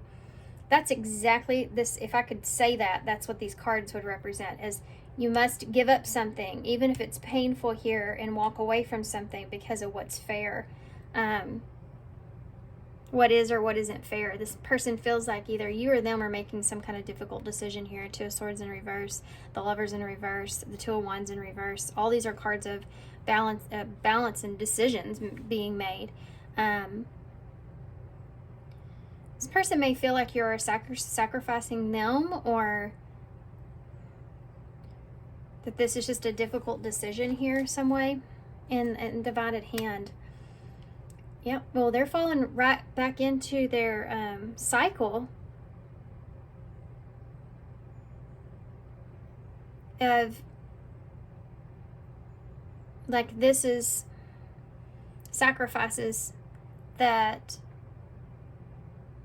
if it doesn't work out, like that Wheel of Fortune with that 3 of Swords, that it's just wasn't meant to be, you know, or which is the case. But they're already falling into that instead of like actually acknowledging how they would feel fully. It's just too painful for this person to... Why is that in this particular relationship? Okay. Yep. We have Beauty and the Beast at the bottom of the deck. Major differences. Feeling your love life is cursed. Desperately longing for true love. This person feels like that they have this pattern of, like that's it, exactly. This person feels as if their love life is kind of cursed here, and these are interesting. Safe place, which is what this person's looking for. The young, so children could be important here. And follow the signs. You are not alone. It's not an accident or a coincidence. Yeah. This person, they may feel as if, like, home is their sense of security, or family's their sense of security. Children's their sense of security. But this is someone that I feel like feels kind of alone, to be honest with you. But again, they're falling into the sign synchronicity. Follow the signs. This is not an accident or a coincidence. It's just part of the divine plan. But they're not putting how they really feel about possibly,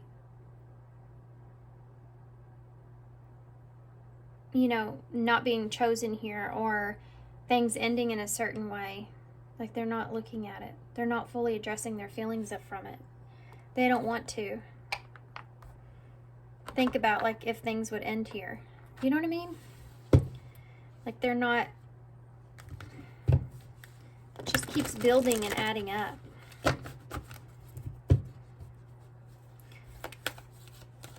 They may be getting some assistance or looking for assistance from someone. Attracting helpful people. Midas touch. Divine assistance. This could be your message as well for some of you. Looking for help or assistance with making a difficult decision when it comes to anger or frustration, when you feel weak in a situation, or when it comes to your temptations.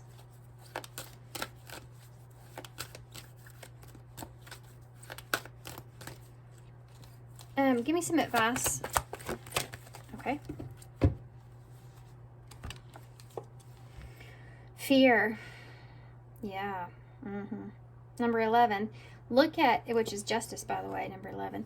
Look at the, see how she's in this egg here internally. She's inside of herself. And she's vulnerable here. You know, fear is surrounding her.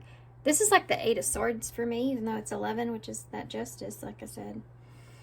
There's this feeling around being trapped at this moment in time with the idea of what is possibly fair, or being afraid of sacrifices, or either because of I think this comes from a lot of that guilt that they're holding on to. Like they're afraid of, it's that what goes around comes around kind of feeling. Like this person's in that kind of space. It's keeping them stuck. And I told you I felt like this stuck feeling in this relationship. It's keeping them stuck, or this is your advice, could be keeping you stuck from being able to make a decision here. You know, the 8 of Swords is that trapped feeling with that justice. It's like, I'm trapped when it comes to if I should or shouldn't walk away from this, to avoid a disaster, perhaps, you know, with the Tower reverse. And being afraid of making the wrong decision, or being afraid that you're stuck in a situation. Wanting to be fair, but not knowing what that looks like in this particular situation. So let's read about what this says. I'm only going to read a little bit, not the whole thing, of course.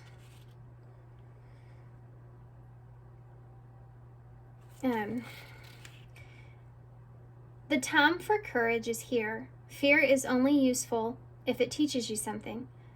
You must examine whether your fears are old or new, useful or unuseful. Fear blocks the flow. Then it says, if there's one thing that stops people from fulfilling their dreams, or even getting things done that they want to, it is fear. Experiencing fear is built in a chemical part of the way our brain works to protect us. Emotions such as fear cause the production of our whole raft of body chemicals that give us the best chance of coping with situations that need our attention to survive. There's a healthy kind of fear, the kind that warns us to keep out of destructive situations or stay clear of someone who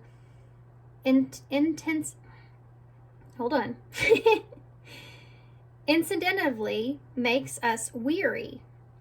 However, it would be a rare person who does not have at least one fear that does not serve them, a fear that is unrealistic or untuned, or perhaps based on an outmodeled experience of something that is burdened so deeply that we see the symptoms of it rather than the fear itself.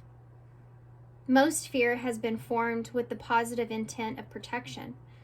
We need to separate that intention and deal with it more resourceful and less destructive way if we are to create ease and flow in our lives. Fear has many names.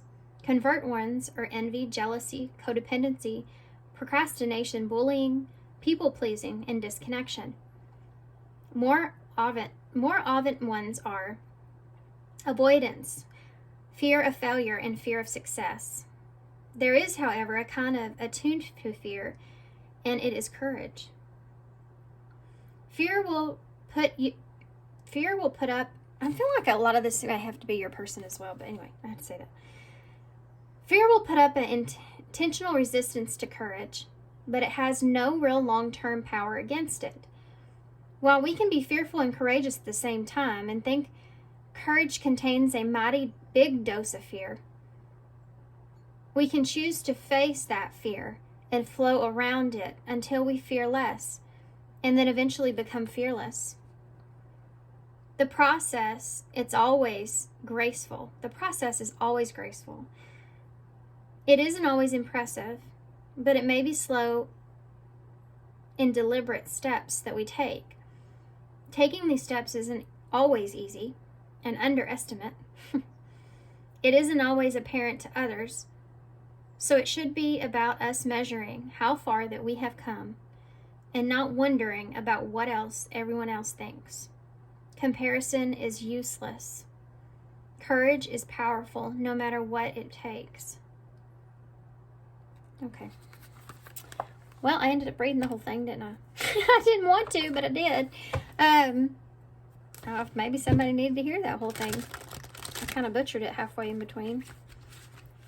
Okay. I'm going to get one of these. These are the Drive Oracles. These are just a saying that kind of goes with the reading, and it's advice-wise, and sometimes they're kind of funny as well. Okay, let's see. Can I have advice for how to, please, about this person? The one who falls and gets up is so much more stronger than the one who never fell. So this is about, that has a lot to do with making decisions, especially if you're afraid of making the wrong decision here. But, you know, deciding, and if you fail, becoming stronger out of it, recognizing that, which is one of the traits this person does carry. It just, there's some shadow that's behind that, but I mean, that is something that this person does carry. That's something that could probably, you know, teach you if you're not already in that place of becoming stronger out of situations. You also have, never put the key to your happiness in someone else's pocket. And that's part of what that fear card said that we read. The ending part of it, when it talks about making sure that you're taking care of yourself and you're not, you know, hyper fixated on other people around you and what they think. Never put the key to your happiness in someone else's pocket. I actually love that saying. Oh, those came out in pile 1. So you have the web and the Cancer energy. So getting caught up in the emotions could be something that's there. But getting attached here, or this person getting attached, or because of Cancer's the 4th house, which is about your home, security, stability, safety. And you get attached in spider webs, you know, or stuck in spider webs. This person just may get stuck, or, you know, on feeling safe, or that's something that's important. Peace is here as well. So maintaining the peace or keeping the peace is something that's important, obviously. You know, keeping other people's peace here. This person their love language could be acts of service as well. Or they may do something through acts of service to provide peace to others in some kind of way.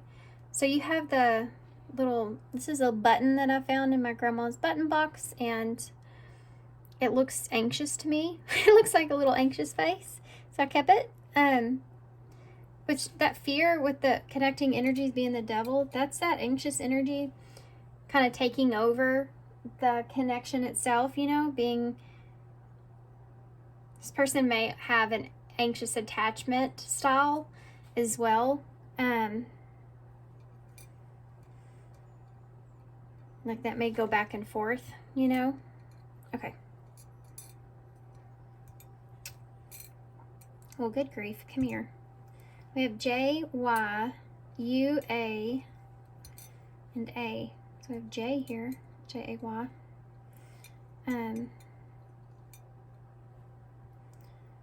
Alright, guys. I'm going to hold this up so y'all can see it. And I'm going to leave it here. So thanks for being here. I know this was a long reading. Imagine that. But thanks for being here, guys. Thanks for all your love and support. I definitely hope this helps. Good luck to you. Sending you love and light. And I hope to see you soon.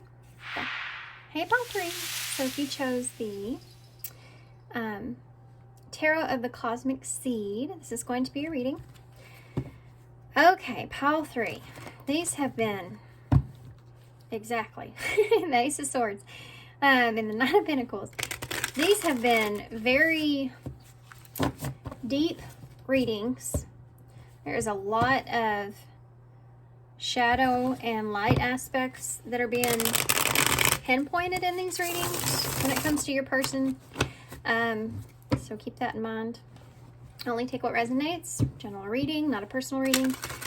May not fit exactly to your situation or story, but hopefully there's a message in here that you'll feel your intuition picking up with. That will make sense for you and your situation, may help you get some advice. This is going to be a 6-card spread. So we're going to first take a look at who this person really is. Who are they really? Pile 3's person, Spirit, who are they really? Pile 3's person. We have a 4 of Pentacles in the reverse.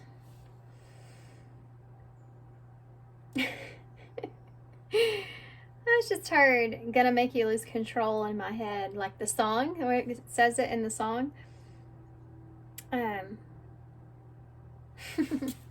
So this may be this person's true self. They may not have healthy boundaries. I'm just gonna go straight there. This person may not have the best or the healthiest of boundaries, or this is something that they're processing. This is someone that doesn't like to hold on to things, or they may be a little bit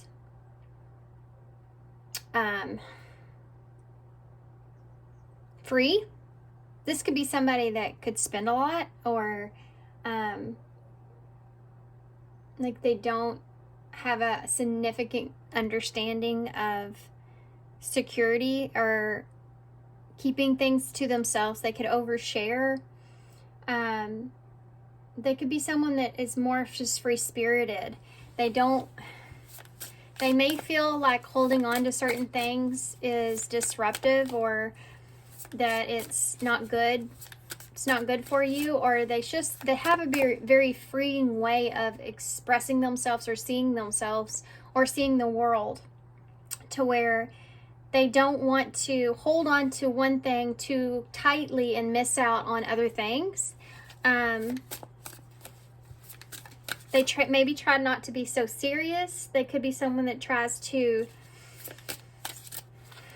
like, they don't have any boundaries though because of that, because they are so free in a way within themselves. They kind of are like that with others, where others may not be giving off that energy, you know?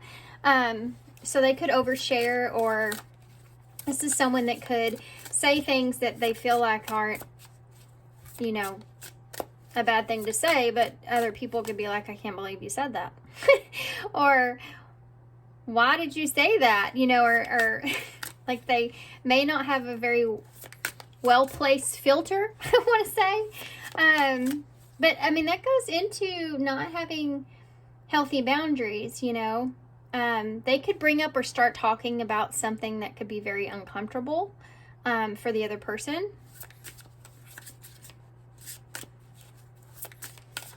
Interesting. What else can you tell me about that 4 of Pentacles? 4 of Pentacles in reverse. Okay, well, I didn't want that many. Nope, can't do it. Can't do it. I'll be here all day. Give me one clarifier, please, for the 4 of Pentacles, and thank you. Yeah. The Nurture of Swords, which is the Queen of Swords in reverse, Libra energy. I am getting this feeling of someone that would cut off things quickly, like things that don't serve them, or they feel like are like a damper on their parade. Something I just heard.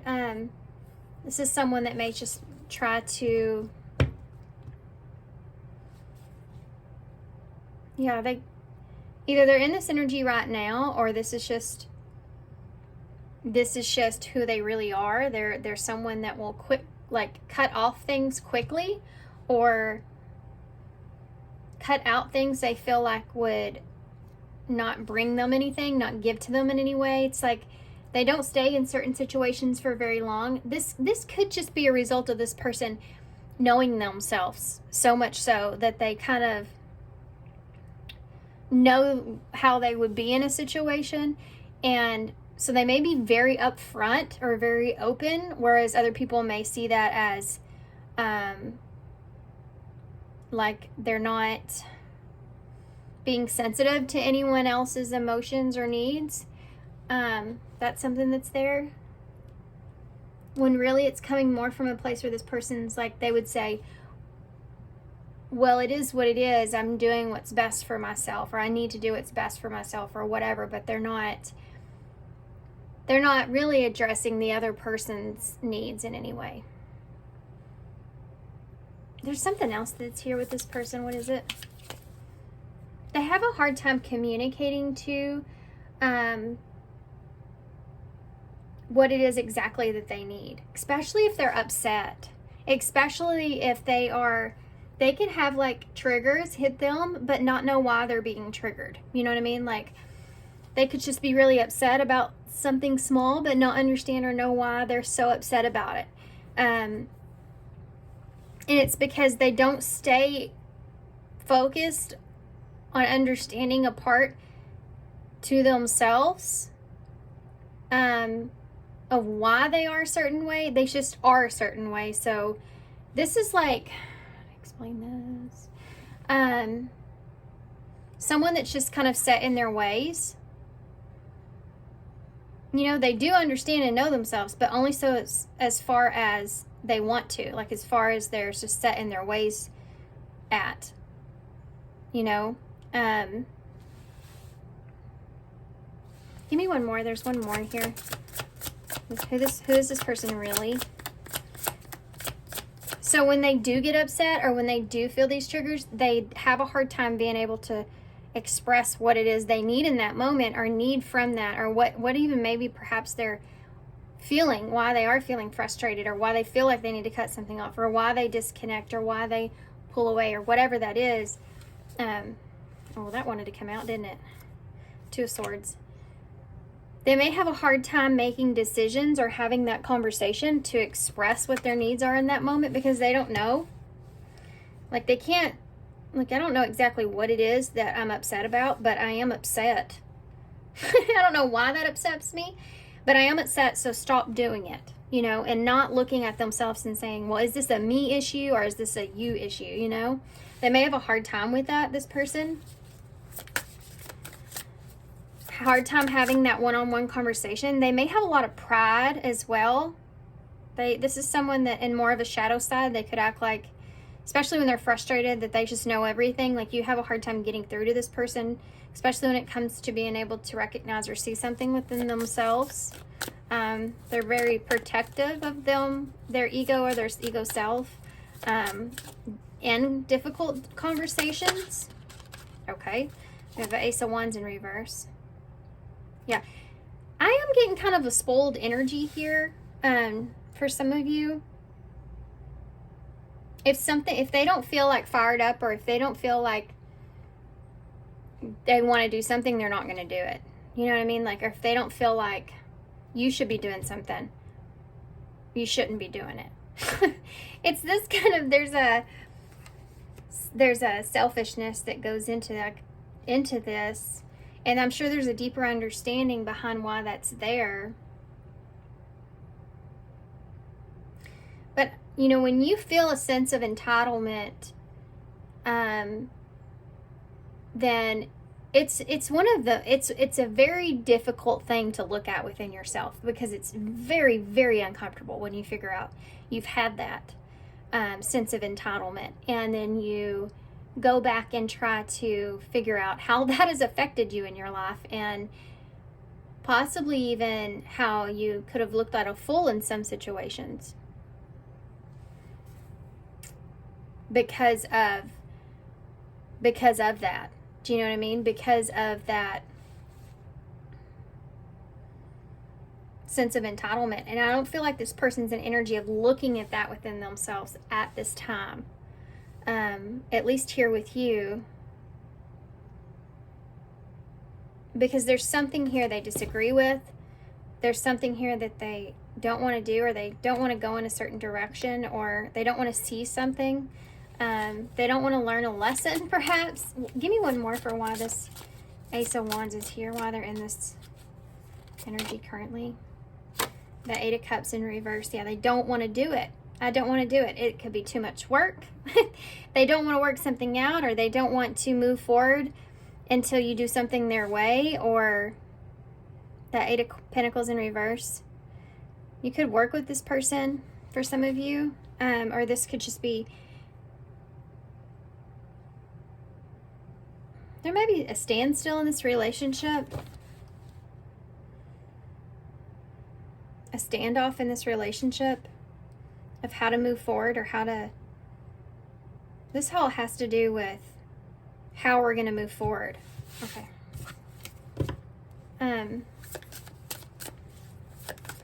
Let's see why are they hiding who they really are at this time? Why are they hiding this, who they really are at this time? Why do they hide who they really are? Why do they hide this? Which I don't think they really do, to be honest with you. I don't feel like this person really does hide this. But let's just see why this is here. Why? Yeah, the Three of Cups kind of wanting to come in reverse, but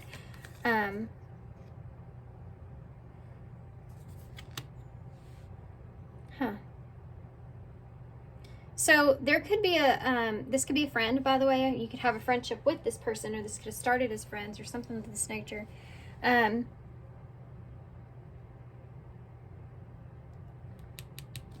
This is about quality time.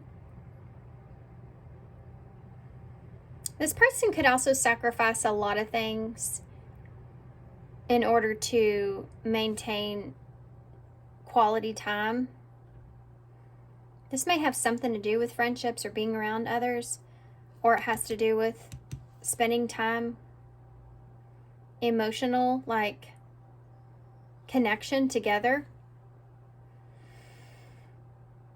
They hide this because they want this from you or from others. They want to come across as this, okay? So someone that wants to come across as being friendly, or just, I just love my friends, I just want to be with my friends, or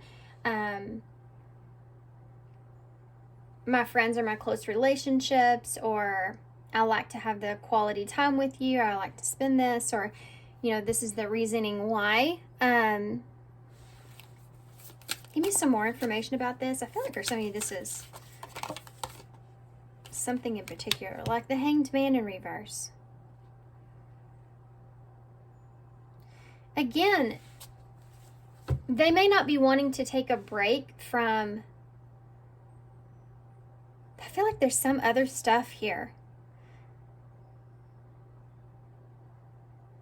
They may be upset with you, perhaps, for some of you. It could have to do with community or socializing or just being around others, or this could be a friend. Something like that, that they feel like you're not seeing what they're wanting you to see when it comes to this. Whatever this means to you, okay? That's just a kind of a back note, side message about their connection. But I'm trying to stay focused on this person themselves. I don't know, maybe somebody needed to hear that, but they're trying to maintain a relationship here. It's like trying to keep the peace, or trying to remain connected, like closely connected. They're trying to hold on or keep this in some way like connected, but they're not looking at this properly.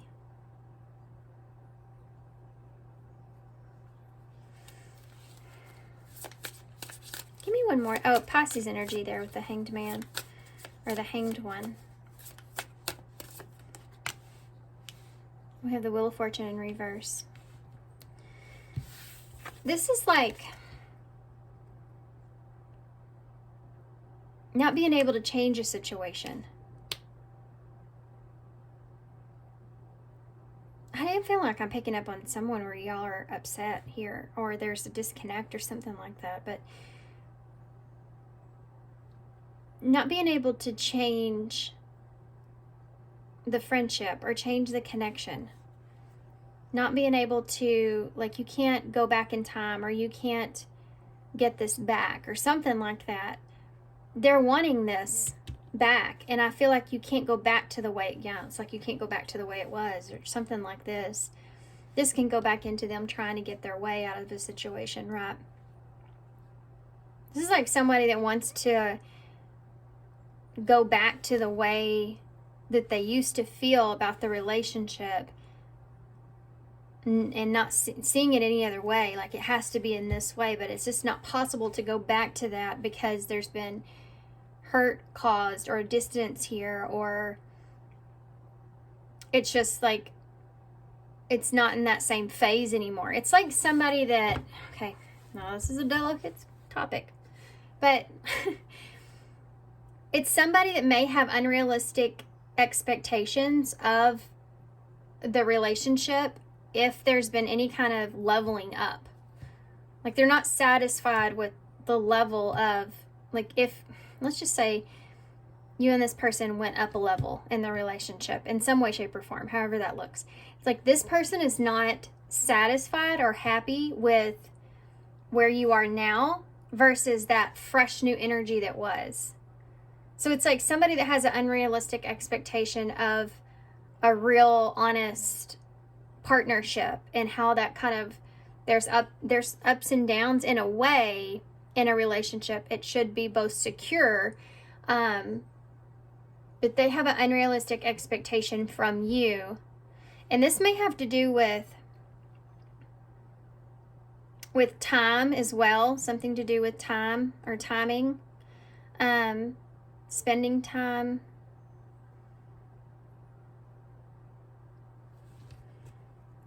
They're waiting. I feel like this person may be waiting for you. Or maybe they feel like they're waiting for you a lot, or something like this is here. I feel like I'm tapping into your issue. But this is why they're hiding behind. Well, let's just see. What's their mask? What are they showing you at this time right now? Well, that was wanting to come out, wasn't it? I'm going to keep these sideways, by the way. You have the Ace of Swords, the Nine of Wands. So they're wanting, I feel like this person's wanting some kind of recognition from you, some clarity here from you. They feel like clarity that it's weird because it's like clarity that they are participating in this relationship, or clarity from you that they understand what's going on in the relationship, or that you understand them. They feel like it's difficult for you to understand them at times. Like if you could understand the way that they're seeing it, then you would do it their way, but you just don't understand. But they're not looking at so much deeper parts of themselves. They're just wanting you to understand them. It's almost this place of, it's not about what you want, it's about what I want. It's that entitlement, but they're not seeing that. And I don't know that that's super aware, in the connection. Look, Five of Swords.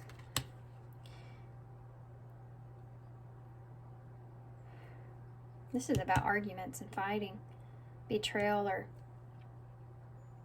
someone getting away with something.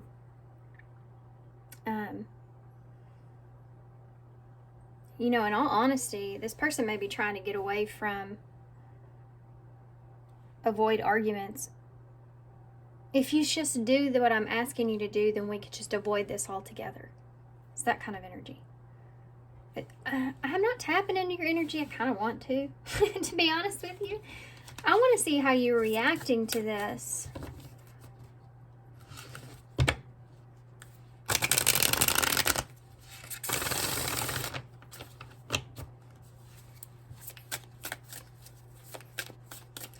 This is someone that hides behind burdens. Like this is someone that if they get upset or frustrated, or they're in like a moody space, they would blame it on the day that they have, or blame it on the weight that's on their shoulders, or that they're about give out. They would blame it on all these things and not look at the truth of, not wanting to look at the truth of why they're in that place to begin with. And it's because I feel like they're not getting their way. What is the Five of Swords in the reverse or sideways? The Ten of Cups. Wow. They're not getting, this is about, this could be family, this could be marriage, this could be being emotionally fulfilled. You're not fulfilling their needs emotionally. It could have to do with time, with the Three of Cups being here. Their needs aren't being emotionally met, or they feel like they're not, see, the Five is the conflict, the halfway, the change. They want to change when it comes to the Ten of Cups. So this could look a little different for everybody. Yeah, liberation. They may be wanting you to decide, possibly, about something to do with family, or something to do with their, like, making you decide about their relationship here, making you make some kind of judgment call here, or something like this.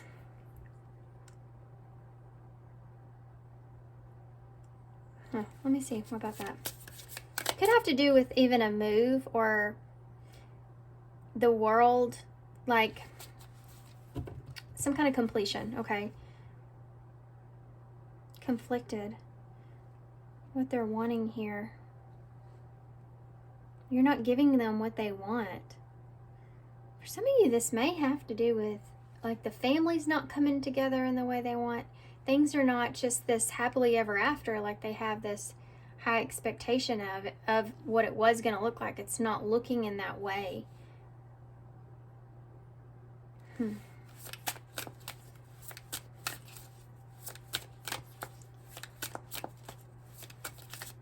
Interesting.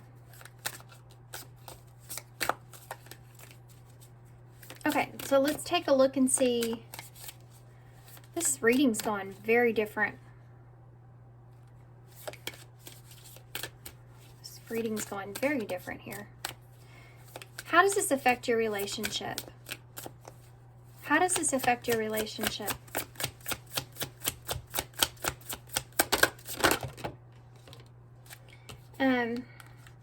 Oh, wow.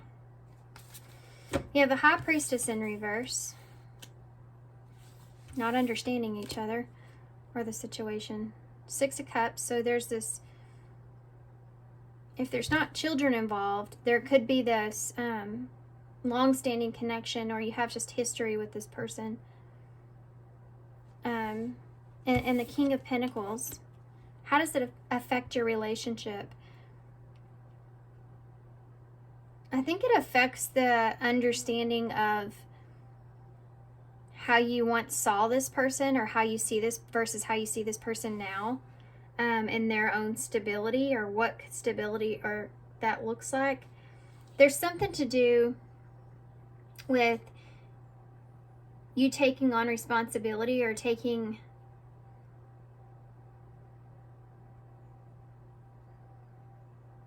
it's like taking a leap in a direction where there's a lack of awareness. And I don't know exactly what I mean by that. Let me try to figure that out. Pisces energies here. Capricorn for me can be Virgo, or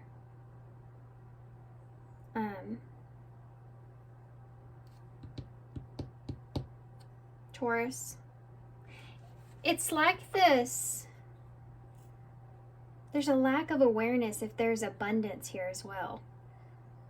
Abundance, prosperity. This is how it's affecting the relationship. I feel like what's happening here is this High Priestess energy. What wasn't seen is becoming seen. Everything that you've experienced with this person up until this point, you're becoming more stable in what you didn't know about this person, or what you didn't see before. I think that you're starting to recognize some of this person's flaws, or some of their own insecurities, even. Just some of the shadow parts you're starting to see or recognize within this person that you did not see before. You're starting to have a better understanding of this person and who they are. That's how it's affecting the relationship. There's this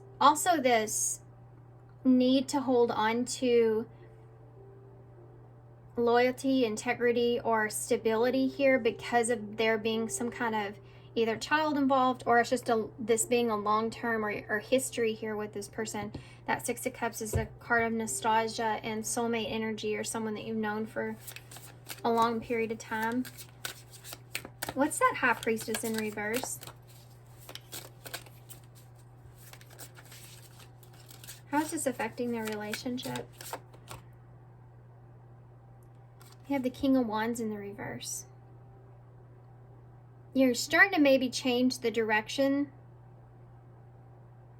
of how you see things here in this relationship, or the direction the connection's heading. All of this is starting to change the direction of the connection and where it's headed. This may make you feel impulsive at times. Yeah, the Hierophant in reverse. This may be making you look at this person like this isn't exactly what you thought that you wanted.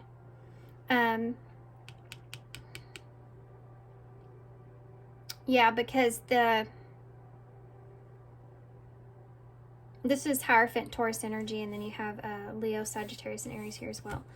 This is this High Priestess in reverse. So what's coming to the surface, I feel like for some of you, this is something that you actually wanted. You wanted to be able to understand if this was something that was going to work out, or if this person was someone that, you know, you could have this commitment here with, King of Pentacles energy. And what's happening here is that that's what's coming out with that High Priestess.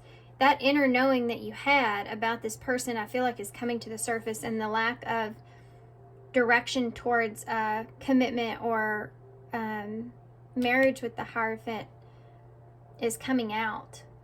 Like you have a different understanding about that, or what you felt on the inside is coming out, is showing itself on the outside. Like the energy that you were feeling on the inside about this person, or questioning, or that you had this inner knowing of, is now showing itself on the outside, and it's changing the energy and the direction of the connection. And it may be looking like something that maybe you feel like doesn't align with you anymore. But yet you have this history here, Six of Cups, with this person, or this stability, long-standing stability here with this person. Okay. Advice for you here. What's the advice here for pile 3? The Ten of Wands.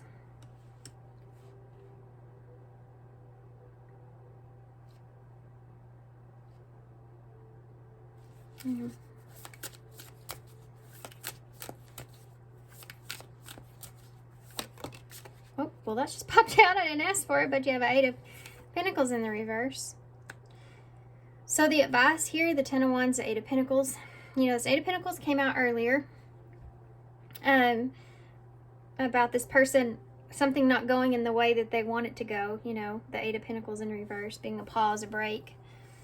If something becomes too much of a weight with the Ten of Wands, this is about you being honest and taking responsibility when something's not going in the right way. The Eight of Pentacles is of someone that's sitting there working,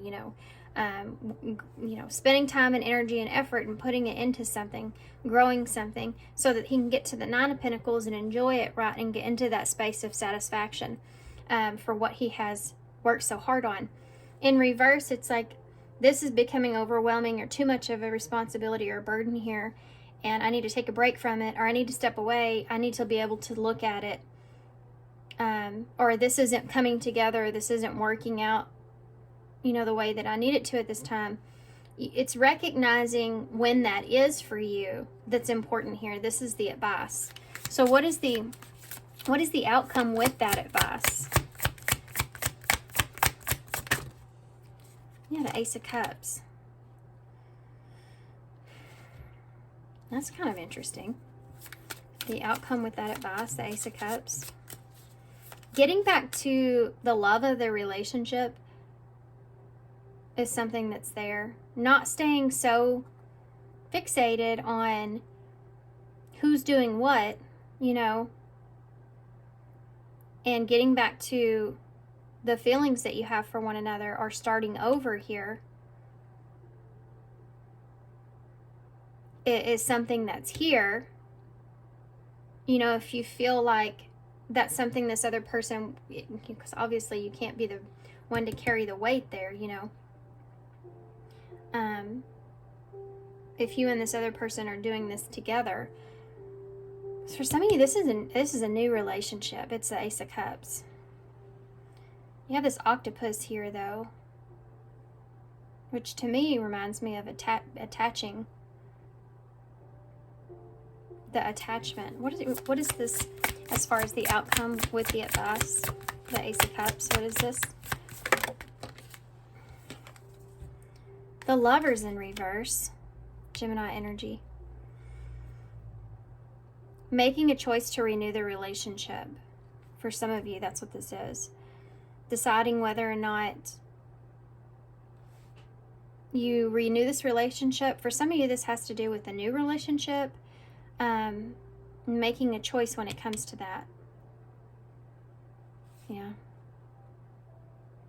Because the Lovers, when it's in reverse, it's looking at a situation, a relationship, and saying, should I choose this or not? And what are you attached to here and why? So are you attached to this person's familiarity? Is this something that is worth this battle here? You know, that Ten of Wands is something that is heavy. It's the Ten of Wands didn't become just 10 wands in your hand. You know, it's something that you did spend some time working and developing and growing emotionally. You had this investment that's there, you know, and that's something at some point you were very proud of. It's just become something that, like, this is way more responsibility than I thought I wanted, or this is way more of a weight or a burden than I want, you know, something like that. And so really needing to take a step back and look at it is important. Knowing if this is somebody that you can be in a stable relationship with or an emotional relationship with, or sticking in something that you're attached to but doesn't align with you, with that Lovers in reverse.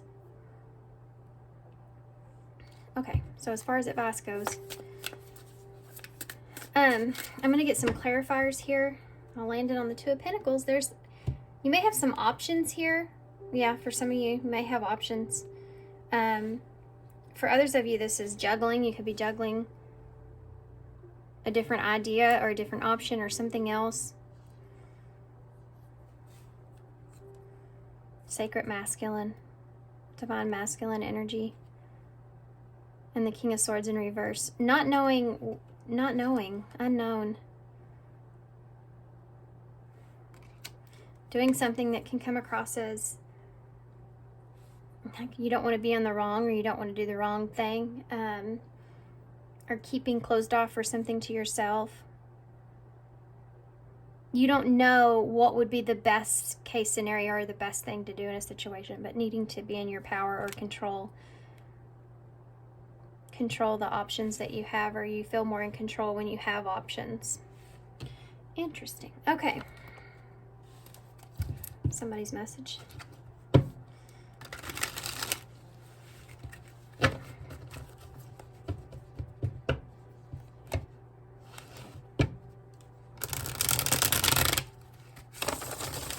I know I went quiet. I'm just sitting here thinking.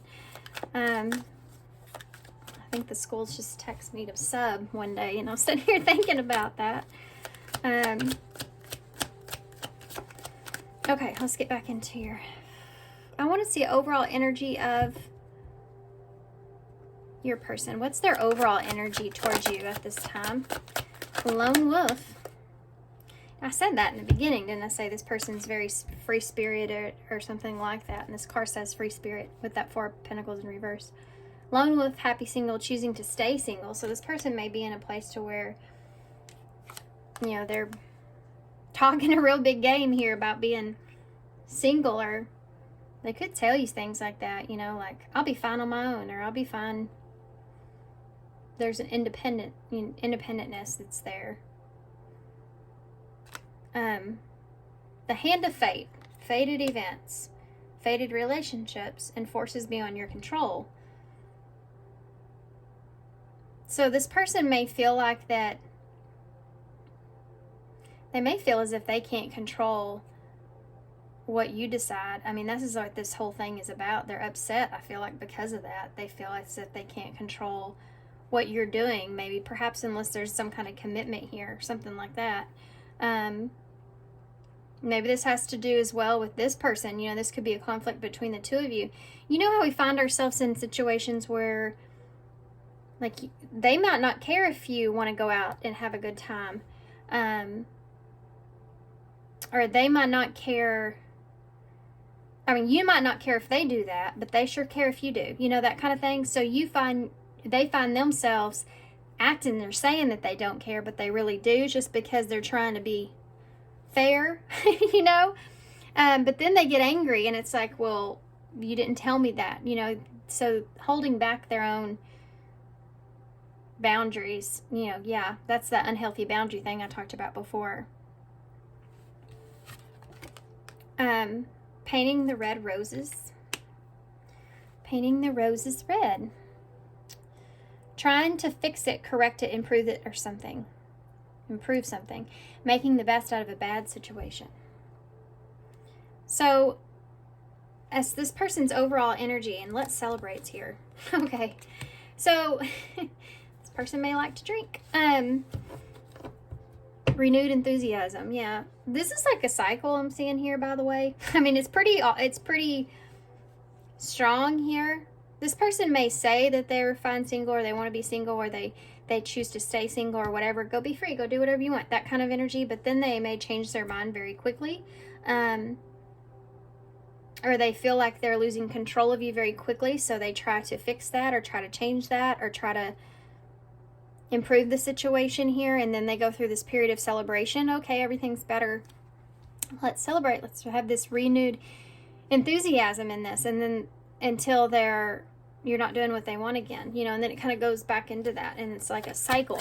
This taking action, forward movement, willingness to do the work, and taking control of the situation. You may have a lot of conversations with this person that start off with, we need to talk. Or, hey, can I talk to you for a second? And then you're like, oh, here we go. Here we go. It's that kind of energy. All-seeing eye. The truth, the clarity, perspective. This person may always have to give you their perspective of a situation. And they may do that because they're trying to get you to see if you're going to react in the way they want you to react, or react in a different way, which it doesn't matter, because they're still going to pull you back in anyways.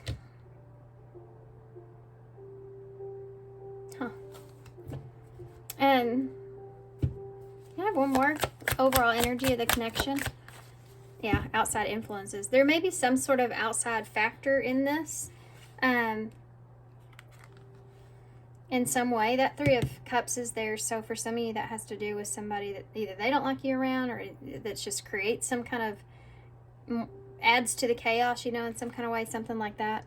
External factors, others affecting the outcome, and listening to other people's opinion. The Two of Pentacles can be opinions, you know, changing your mind or something like that. There may be, this is maybe a little different for both of you, because it's the connecting energies. Your friendship group, or people you're around, or whatever, they may have a lot to say about this relationship, or what you should be doing, or to this person. That could be affecting the relationship significantly as well. Of course, there could just be some kind of outside influence that's here.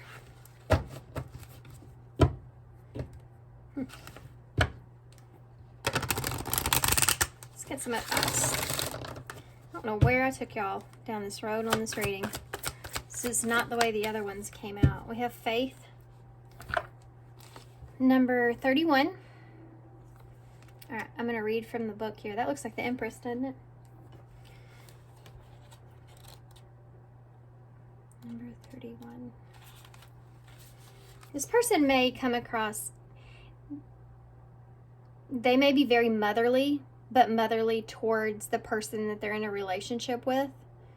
There's a wound that comes from that, where they may have felt like they had to mother themselves, or they mothered siblings or something like that, or there could be some kind of abandonment or loss of a mother that's there, that's making it so strong in this person's energy. But there's this need to mother. Not for everybody, but there's something like that that's there. Okay. Faith. Fertility and abundance now return. Things will get better. Growth has started. Hold on to your dreams in adversities. I know all will be well. It is in the darkness of times that we find it hard to see the light. It is hard to see when things seem hopeless. How we can ever feel hope again.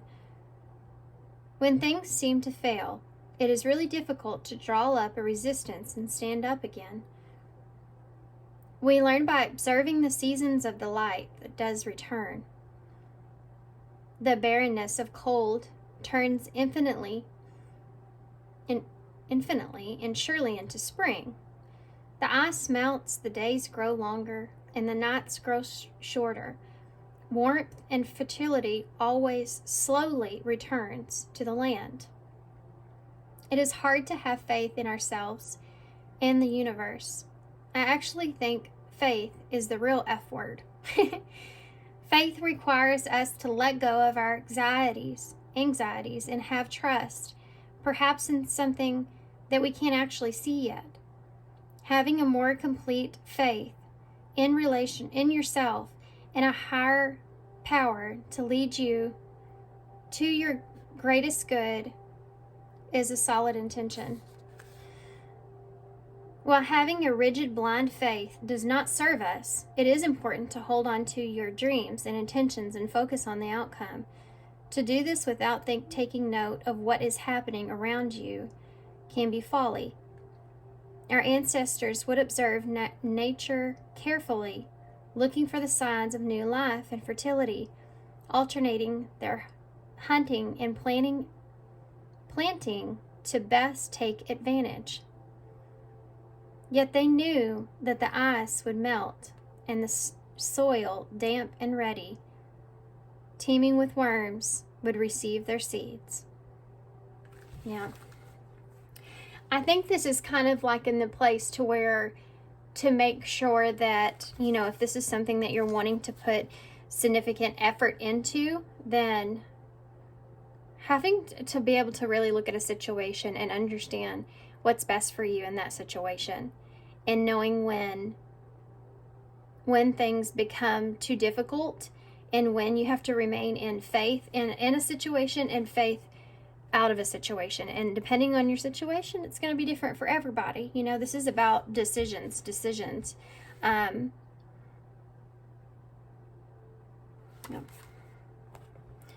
Okay, I'm going to get one of these because I forgot. Well, no, I didn't forget. I got these last. Whether or not you have faith in a situation is important. And why, and the reasons why you have faith in those situations. And if it gives you reasons to have faith or not. You have to ask yourself these questions and recognize these things. Okay. So these are called Dive, and there's just little inspirational quotes. Let's use them for advice here for you. Not that many, even though that did come out in pile 1 or 2. Sure, I'll take them. Dang it, there's 3. You can't recycle wasted time. That's kind of what I was trying to explain in a much simpler way. It's funny too, because it's got this, they kept pointing this out to me, which you see here as well, right above it. Maybe why it's pointed out to me so strong, but it's this branch, kind of like an olive branch, or eucalyptus is kind of what's here, but